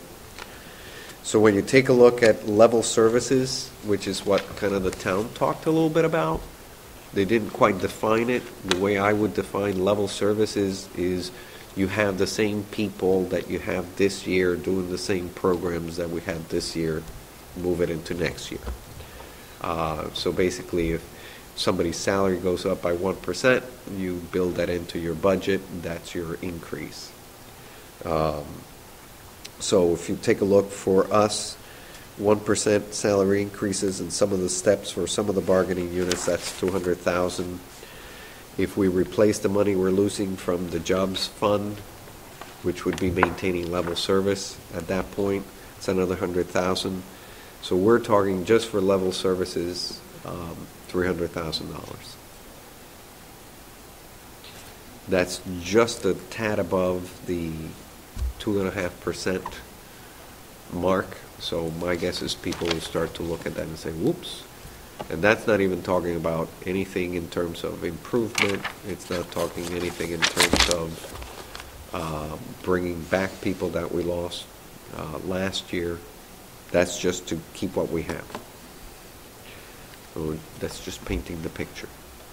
If you take a look back, just bringing back the people we lost, plus the 300,000, it's close to $1 million. There's no way we're going to do that unless we're looking at an override. So in a year where we already had issues with the middle school and capital funding, if you want to do anything beyond just stay status quo with what we have, you're already looking at override territory. And that doesn't mean the town may not go into override territory anyway, because they have their own issues. And we're going to be pushing 2.5 just on our end, just to keep things status quo. They're going to be probably having issues as well, just, staying open the same way they are now 1 year to the next. So unless there's growth in revenue or growth in terms of, the town seeing some actual growth in not just revenue, but actually construction and providing fees for this, that, and the other thing, you will see us having to look for either cuts again or some kind of revenue increases, whether it be fees or stuff like that, or override beyond the 2.5 cap. 2.5 has kept us very low for very, very long. So that's the scenario. Comments? Tony? No? Mike? Yeah, I didn't know if anyone else No? wanted to go. Go right ahead. You're on Just the roll tonight. to reiterate my understanding of what you said, and I understood level service budget to be same personnel in place, so whatever costs are reflected there. So $300,000 is our estimate at level services. That's just But lowballing it. some of the costs, we don't have any idea. So that's assuming level on these health insurance, retirement. In other words, no increase, but level costs, which we know isn't going to happen. Right. So the base of 300, Is just to keep the same people, paying them their salaries, and not lose the people we're now hiring under jobs grant money. which I would hope that everyone understands, we have to replace that job with all this money. It was a stopgap that was provided for us. So we have a lot of work to do from a schools committee standpoint to evaluate where we are and how we're going to pay for it going forward. My concern is the 2.5% growth. The state's already talking about increased revenues at the state level. Whether they trickle down to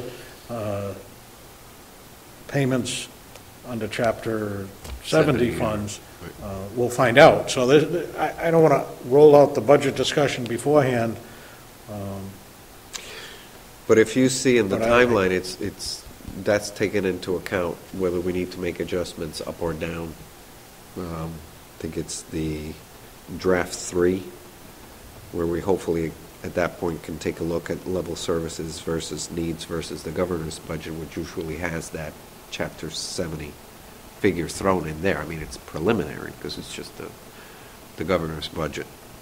But my hope is to be able to take a look at that right at the beginning of February, because he usually comes out with the budget for the governors right around the 20th. And looking at the calendar, and that's, if you want to look at dates, we got some And calendar options up there. If I can just follow up, as much as level services has some gray area in definition, needs, am I understand, that's our absolute need, which has a broader definition, depending on who we speak to. It's much broader than level services. So, for example, if over the last couple of years we've been able to maintain special ed at where it was before, or even lower, which has generated some savings. Let's say this year, we've taken in the services that we could and generated as many savings as we could, but then we get 1 or 2 kids in addition to the ones that are already there that need to go off to some kind of program that we can't provide. Then all of a sudden, that's a need. It's a need that will have an impact on next year's budget, and maybe even this year's budget, hopefully not. But yeah, that would have to be reflected beyond the level service, because all of a sudden you still have the same people, you have the same program, but now you have to provide more because you need to, because the state says this kid goes off, you got to pay for it. So there may be some of those that we would identify over the course of the year and have to build it into the budget. Any other comments? It's going to be another fun budget season. If you want, just quickly, October, we're looking at the salary changes. Hopefully we'll get you that at the next school committee meeting.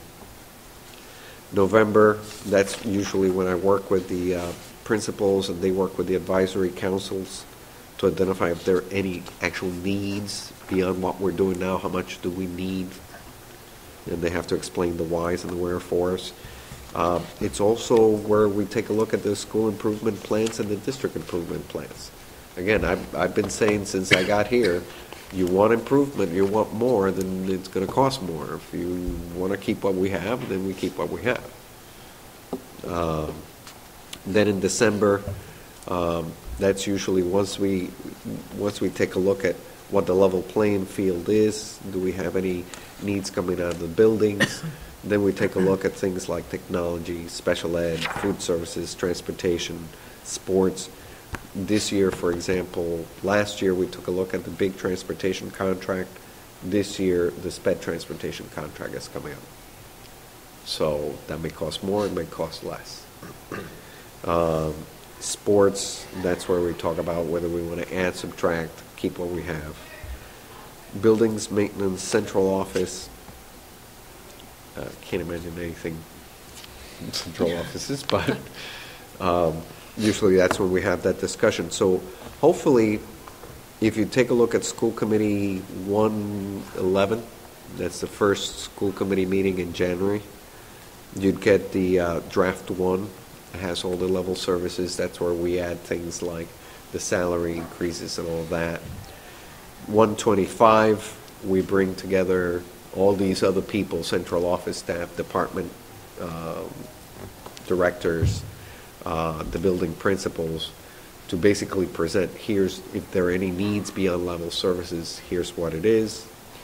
And then draft 3, which would be at the beginning of February, takes a look at the level services, if there's additional needs, what the difference is between the two, and then hopefully the governor will have to come out with Chapter 70. If they have additional monies and they send us any, is that additional funding able to cover any additional needs? If not, we have a discrepancy versus what the town wants to see, which is level service, what our needs are, and what the governor's willing to provide. Draft 3 hopefully will go to FinCom at that point in time, because FinCom requested the budgets by the 15th. Doesn't mean that's the final budget. It's the budget that we sent to FinCom. They'll give us ideas of up, down, sideways, don't do this, do that. Could you consider doing this other thing?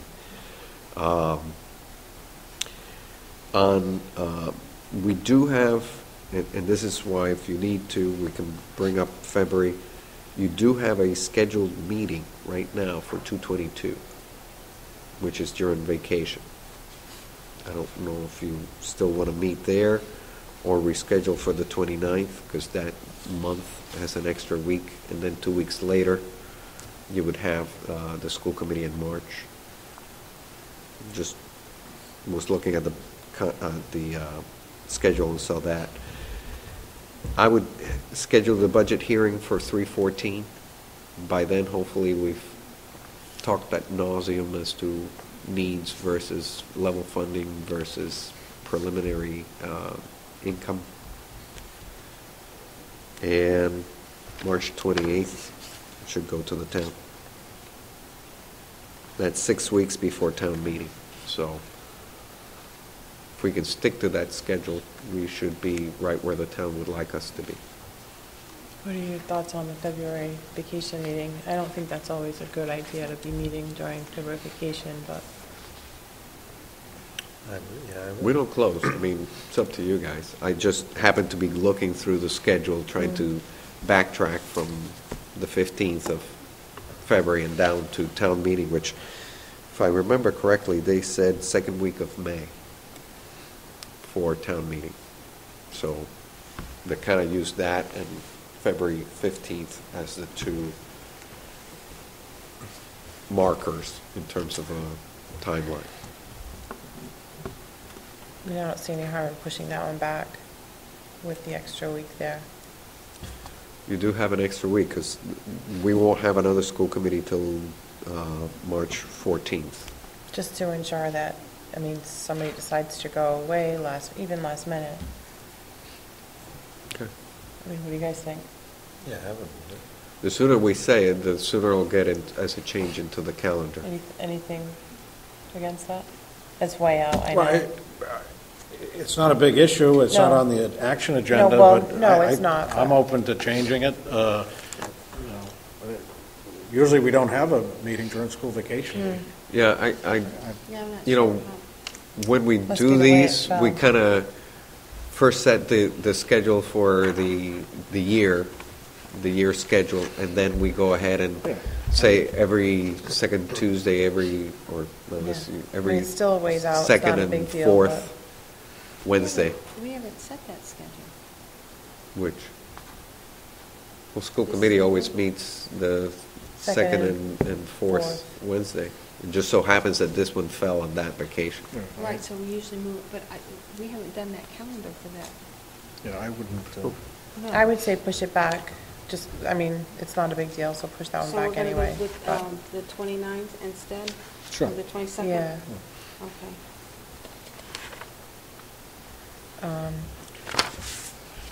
Okay, anything else on Does this? anybody need to look at the calendar? If not, we're good with that? No, I'm good Or with it. you got Anybody else? calendars and Yeah. your little devices? We're good, I'm good. Yeah, I'm good. So, All right, on to the action agenda, approval of field trip, West Grade 3 Plymouth Plantation, October 25th, 2011. Is there a motion to approve? So moved. Is there a second? Second. Any discussion on that? I just had it. All those in favor? Aye. Opposed? All right. Policy, red line section G of the policy manual. It's a huge section that we kind of skipped at the last school committee meeting because it was a long one.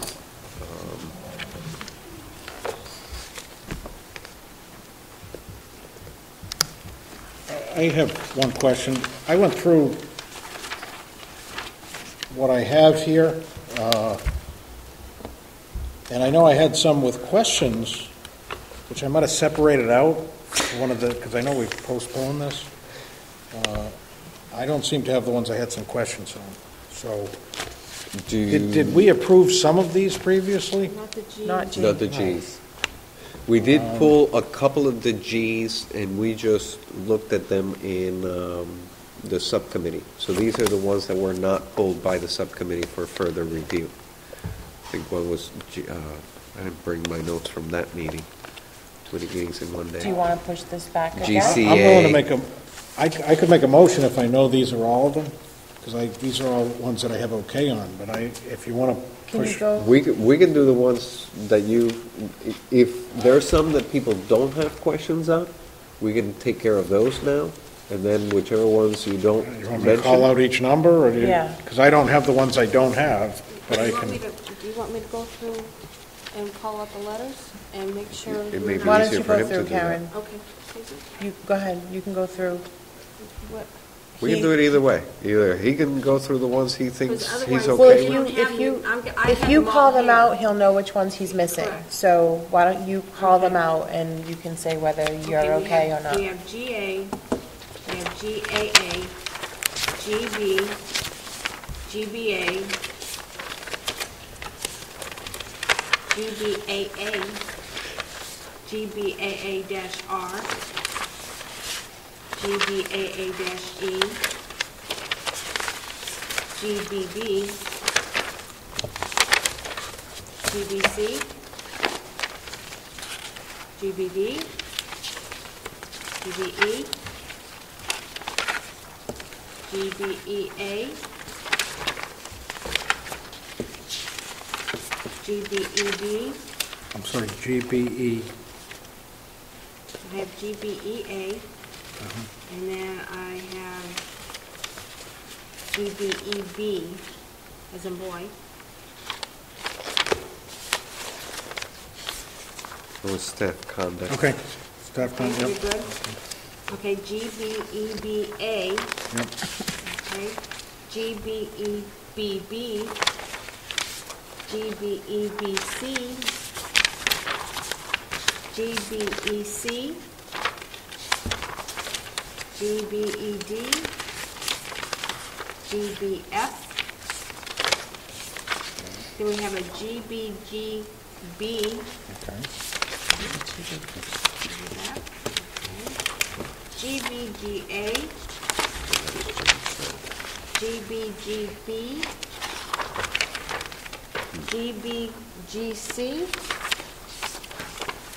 GBH, GBI. no, wait, yeah. Oh, No Here's your H. we have GBH. no H. Here's your GBH. Yeah, I have H. Did you call GBGD? GBGC, Okay. and then I have GBGD. Well, I have a GBGD. Yep, she just said that one. Yeah. And then I Workman's have- comp. C to D to H, okay. Okay, Yeah. and then we have GBH. You good with that? Yeah. Okay. Then we have GBI.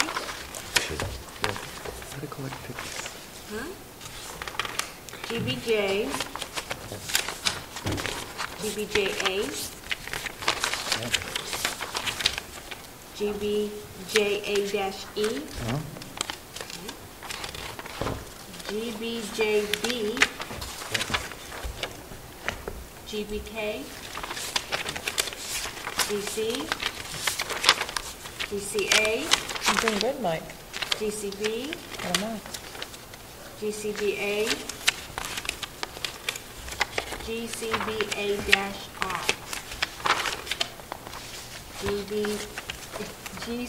GCBA-E.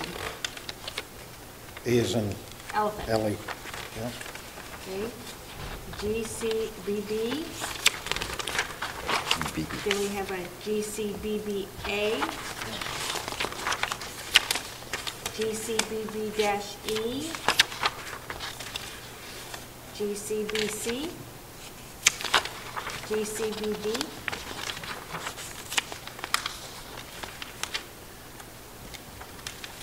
GCC. GCCC. GCCB. Okay. That's all I... That's all he's Well, got. wait a minute. That's all you No, have? Oh, you have more? yes, I have GCD, Yep. right, GCE, yes.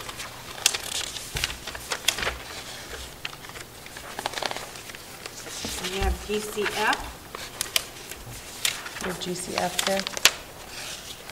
All right, I stop at E. he stops at E, so he's got only up to E. okay, so you are good to, Must GCE, have taken half your pile. okay, you're good to GCE. professional staff recruiting. So my motion would be to To go to approve through that final, GCE. yes. Any discussion on that? All those in favor? Aye. Opposed? So we'll take up GCF through the rest next GDT for the next one. Yep.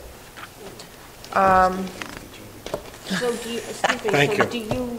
do you need, No, I'll find them in one of my other meeting packets. I thought I separated them because I had questions on the balance, okay, and we've got some other, so we'll, okay, Go so through we'll those. approve up to that point.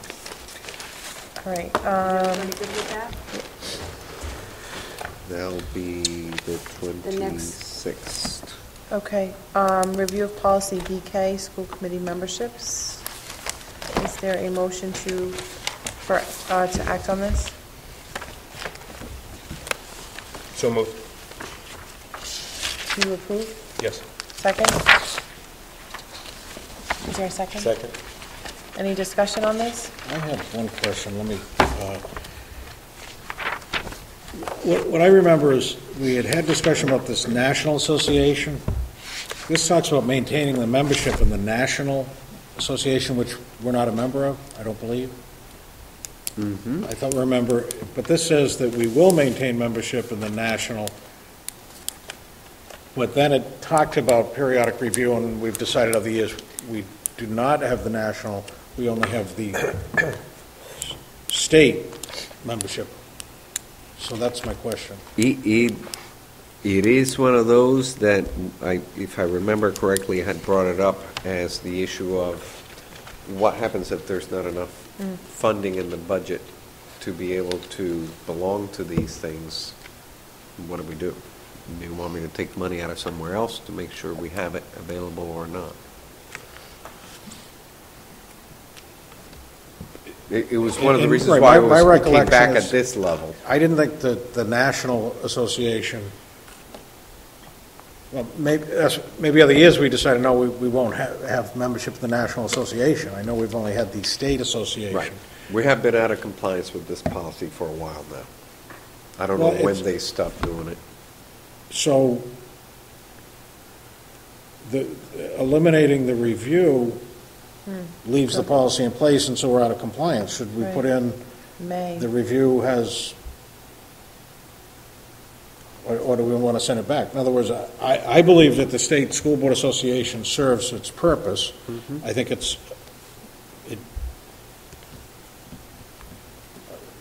almost unaffordable to be a member of also the National Association. I know this year, either they've already met or they will be meeting in Boston, which is unique, The national, yeah. the National Association. May make sense for us this year to go to some of the, as a non-member of things. I don't think we can afford to. It's almost the same as the State Association membership, I think. Yeah.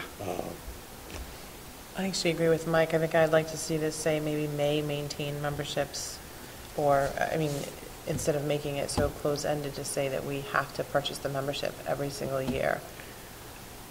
I'd hate to see us have to pull budget money. Well, What was the cost the other thing, of the that oth- membership, if I remember correctly? there are a was few price- $1,000s, because they do it by the number of students. So it's a few dollars per student, so multiply it by a couple of thousand students, you're talking about 4,000 or so, $3,000 to $4,000. So we can send it back to the Policy Committee. My suggestion is that we keep the membership subject to periodic review and add something to the potential for eliminating the membership in the national. Or both. Or you can I'll let add, the or you policy- can add that wording right here, right now. I mean, Well, yeah, either way. That sounds good to me. Yeah, we can And your change- suggested wording is? you can put in, all memberships will be subject to periodic review and funding availability. Yeah. That's it. Okay. Do you, will you? You would need it as a form of Amend. a, what do you call it? Motion. Yeah, I know, but do we want to I can just withdraw my motion, Withdraw. and we'll, withdraw your withdraw second? the motion? Withdraw your and- motion. And then you can make the motion with that. did you Is have there, that? is there a And motion funding to availability. change the wording to policy BK to state memberships will still be subject to periodic review and also, can you repeat your wording? And funding availability. With funding availability? so moved. Second. Any discussion on that? All those in favor? Aye. All right. Opposed? That way we're not locked into having to do that. Review of policy JJJ, this, We saw this one last Yeah. spring. There was a question on it. Tony, do you want to address this one since you had the question? Yeah, I mean, this came up, some calls, out-of-district students enrolled in district school sports, and some of these kids were, making these teams, and kids in the district were Were not. not making Cut. teams. So, it's come up over the years. I think we've been kicking the can down the road. I mean, I think the in-district students need to take preference. The policy does have an exemption that will run out probably at the end of this year. Because the students who were originally in it should exit grade 8, I believe, at the end of this year. And after that, that exemption no longer applies. Through the chair. Go ahead. Jim, Is- you haven't is- spoken at all, so go for it. Well, we worked on this pretty hard last Last winter, and Spring. into the early spring, right? And is this an issue of, I don't know what situation you're speaking about, but is this an issue of just not enforcing the policy? Because I thought we had this hammered out pretty clear and clean. I think Last March. some people did not understand why it came up again, because you had the exemption of students. And I think that's my question, is that it sounds like there are kids who maybe are playing in violation of this policy, so. As far My as I know- understanding. They're exemptions. My Right. understanding is the students Okay. that are involved are the exempted students. There Okay. were no additional Okay. students allowed Okay. to try out for any sports teams. Okay. That's Thank my you. understanding. Mr. Sullivan? That's well said. My understanding as well that we revised it in January, approved it in March, and it's a rewritten policy. There is the sunset provision, which was also rewritten. There had been a sunset provision which covered students from 1995 and 96 that were still in the policy. So we updated it, we changed it, and I think there was some issues as school went into session this year that were addressed, and I believe the policy is intact and ready to go forward. I thought, honestly, originally when I first got asked, I thought it was the high school, because I know we just started a new co-op program, so we do have some kids from another school, in the district, but we're now under an agreement through MIA to actually have a program that has some of those kids with us as part of our team. But that's simply, that was an approved program by Well, the maybe MIA, one- and I nothing guess to do with maybe us. some of the kids were not actually enrolled last year, maybe they're on this year. The students that were brought to my attention were in fact enrolled last year. Whether there's another one that has not been, then they shouldn't be there, and if that's the case, then it wasn't enforced, but I am not aware of any students that are on any of the teams that were not there last year. And that's how it was sort of written. So basically, unless we don't have enough students to fill a team, Right. we're going to fill the team with Right, in-district kids first. yes. Yeah. And again, at the high school level, you can try to create The co-op. the co-op opportunities. But that when goes we- through MIAA, not Right. through the schools.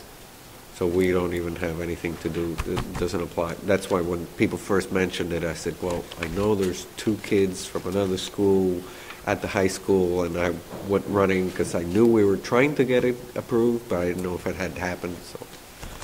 But then I found out it was the middle school, and from what I heard was the same thing. It's the same students that were there last year. And as we're discussing the co-op program, as well as students coming here, we have some co-op programs where Yes, our we do. students are able to Yeah. attend other district schools and again, Yeah. available for the program. So Some of our students play hockey and football We and all send a kinds lot of of stuff. students to Conley for Yeah, football. I was going to ask, that reminded me, how many football players do we have over at Conley? I didn't ask. I know last year we had more than Conley had. We were the team, it was the Westport football team. Well, Playing under Conley colors. but they have the field, and they have They the have the lights, and they facilities, have we do the not have the uprights, and facilities.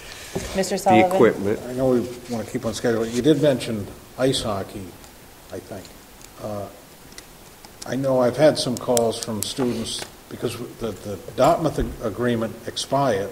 Yep. And I know there's some students that are very anxious. And last year I referred them to the athletic director. Any update on ice hockey co-op?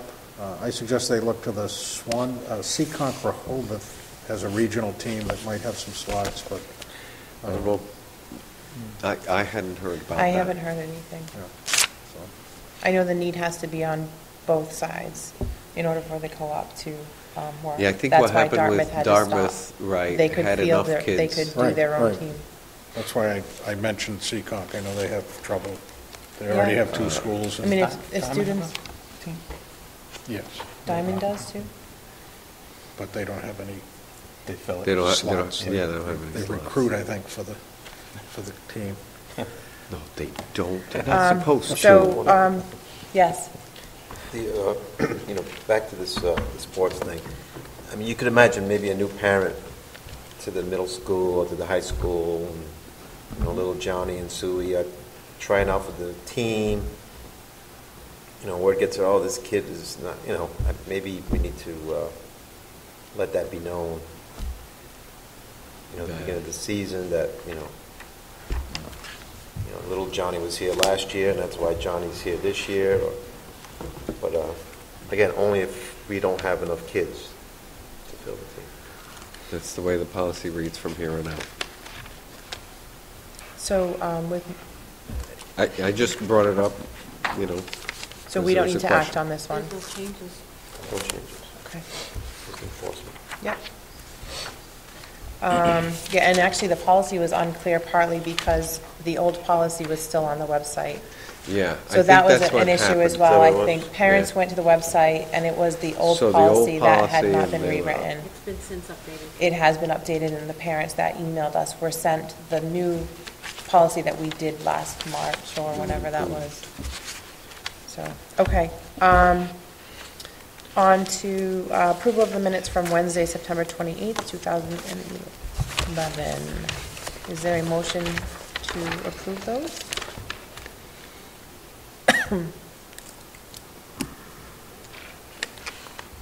Yeah, my minutes. Motion to approve? So moved. Is there a second? Second. Any discussion? One question.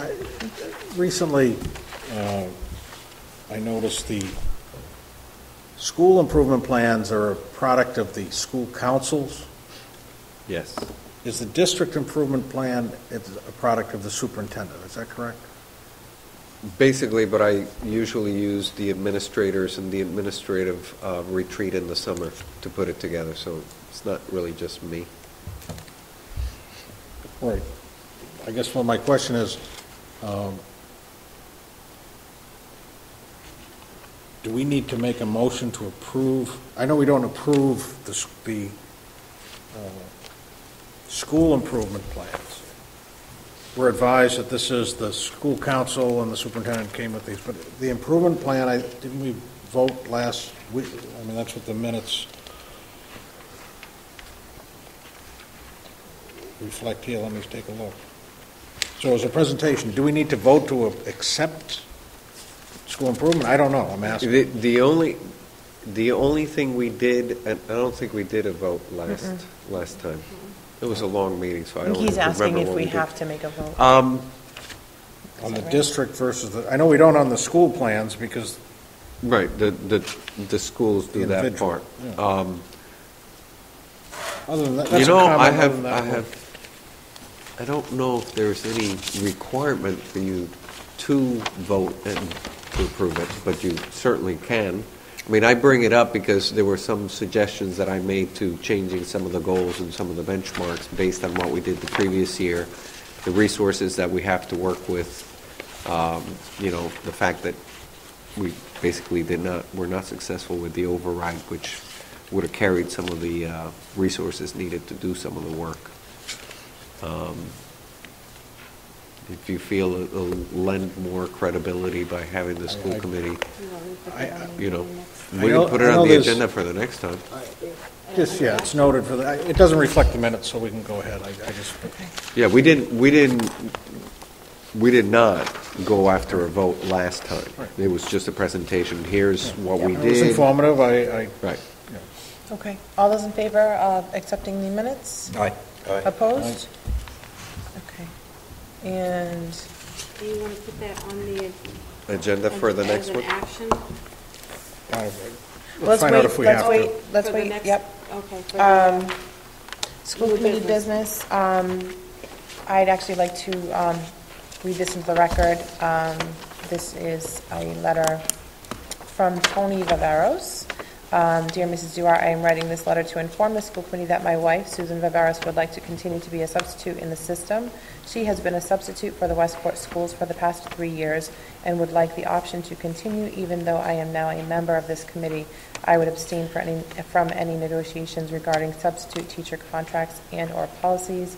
Thank you for your consideration in this matter. And I will give that to you.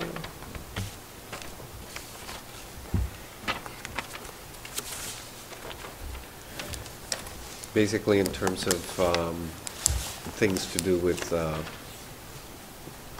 legalities of having people in a very small town who wear many different hats or have friends and family that also wear hats within the town, there needs to be a disclosure. This would also, if approved at this level, would also have to go to the selectmen as a... He's further- already done that. Oh, that's already done.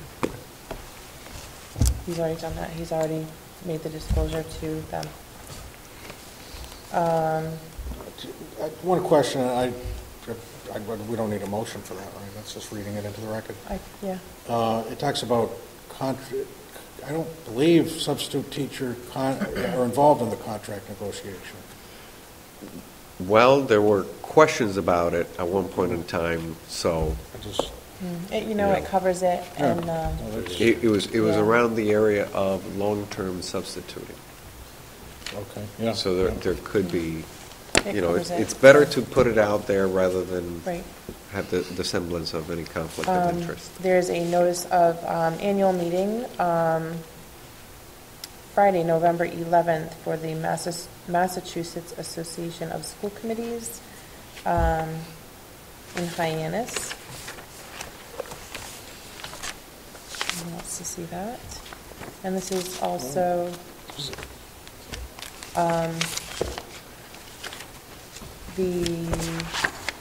Glenn Kuchar is looking for us to do a survey on the Mass website.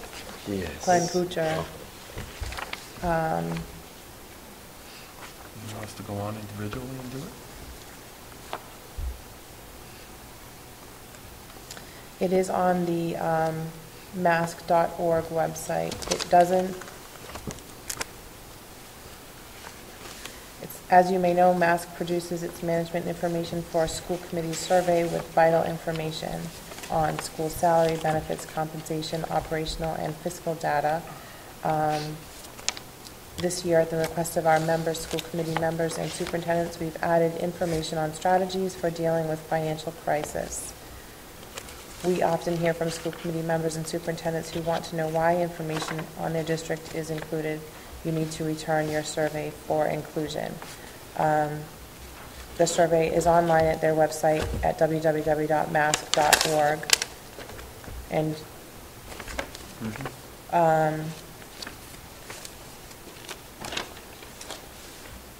if you submit the survey, every school committee member will receive the full report.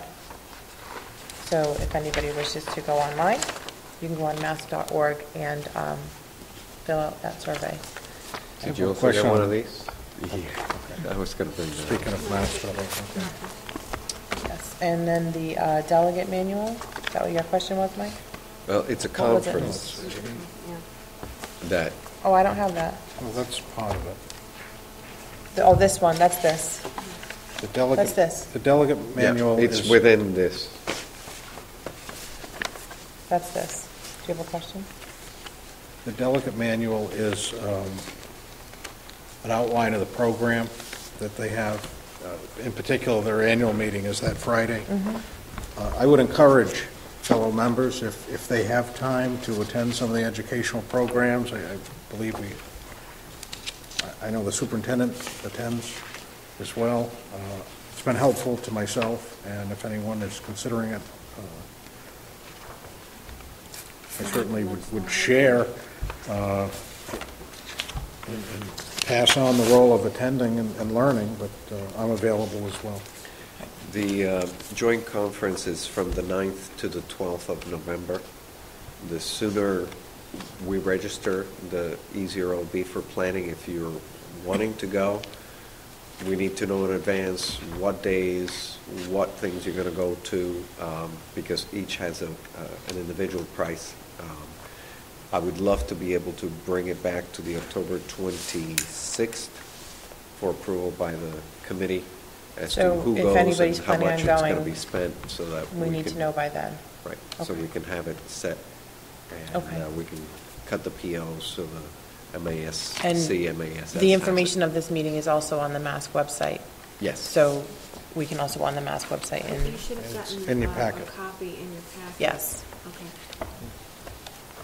So just look it over. That's one of the reasons why I wanted to make sure you all saw that, is so that, you know, if you can go one day, I think Wednesday, it's many days, but if you take a look, it goes anywhere between, you know, basically $340 for the full conference, but then every time you want to go to one of the dinners or one of the luncheons, they also sell you money, sell you the lunch. So it's not just the 340. But you can go for 1, 2, 3 of the days. So depending on what days you go, what the price would be. So it would be nice to know who wants to go. I will be going. Have not decided what days to go to yet. I'm still asking questions about some of these. And it's kind of hard to be away from the district that many days. I think last year I went for a day and a half. But if people want to go, let me know. Okay, on to new business requests. We have the policy at this point. We will have the FY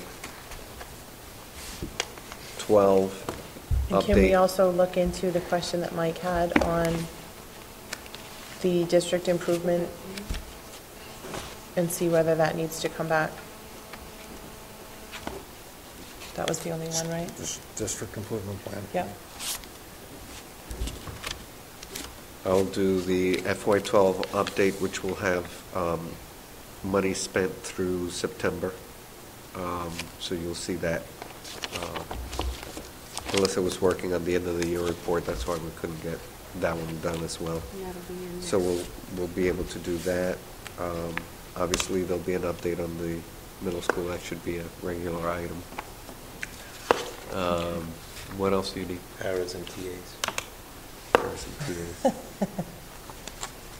I want to know how we stand on it, where we stand. Connolly football member. What? I can Forget find that it. out for you. Forget it, that doesn't need to be. I at know a you meeting. were going to It say doesn't need that. to be at a meeting. Okay, is that it? Anything else? All right, is there a motion to adjourn to executive session to discuss contract negotiations for non-bargaining personnel? So moved. So moved. And Second. I think Hi, Jim John, I Bernard. think Jim got that and Tony seconded it.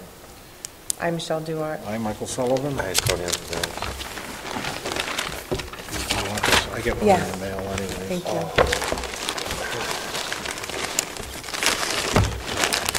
What do you want me to do? You can read it tonight.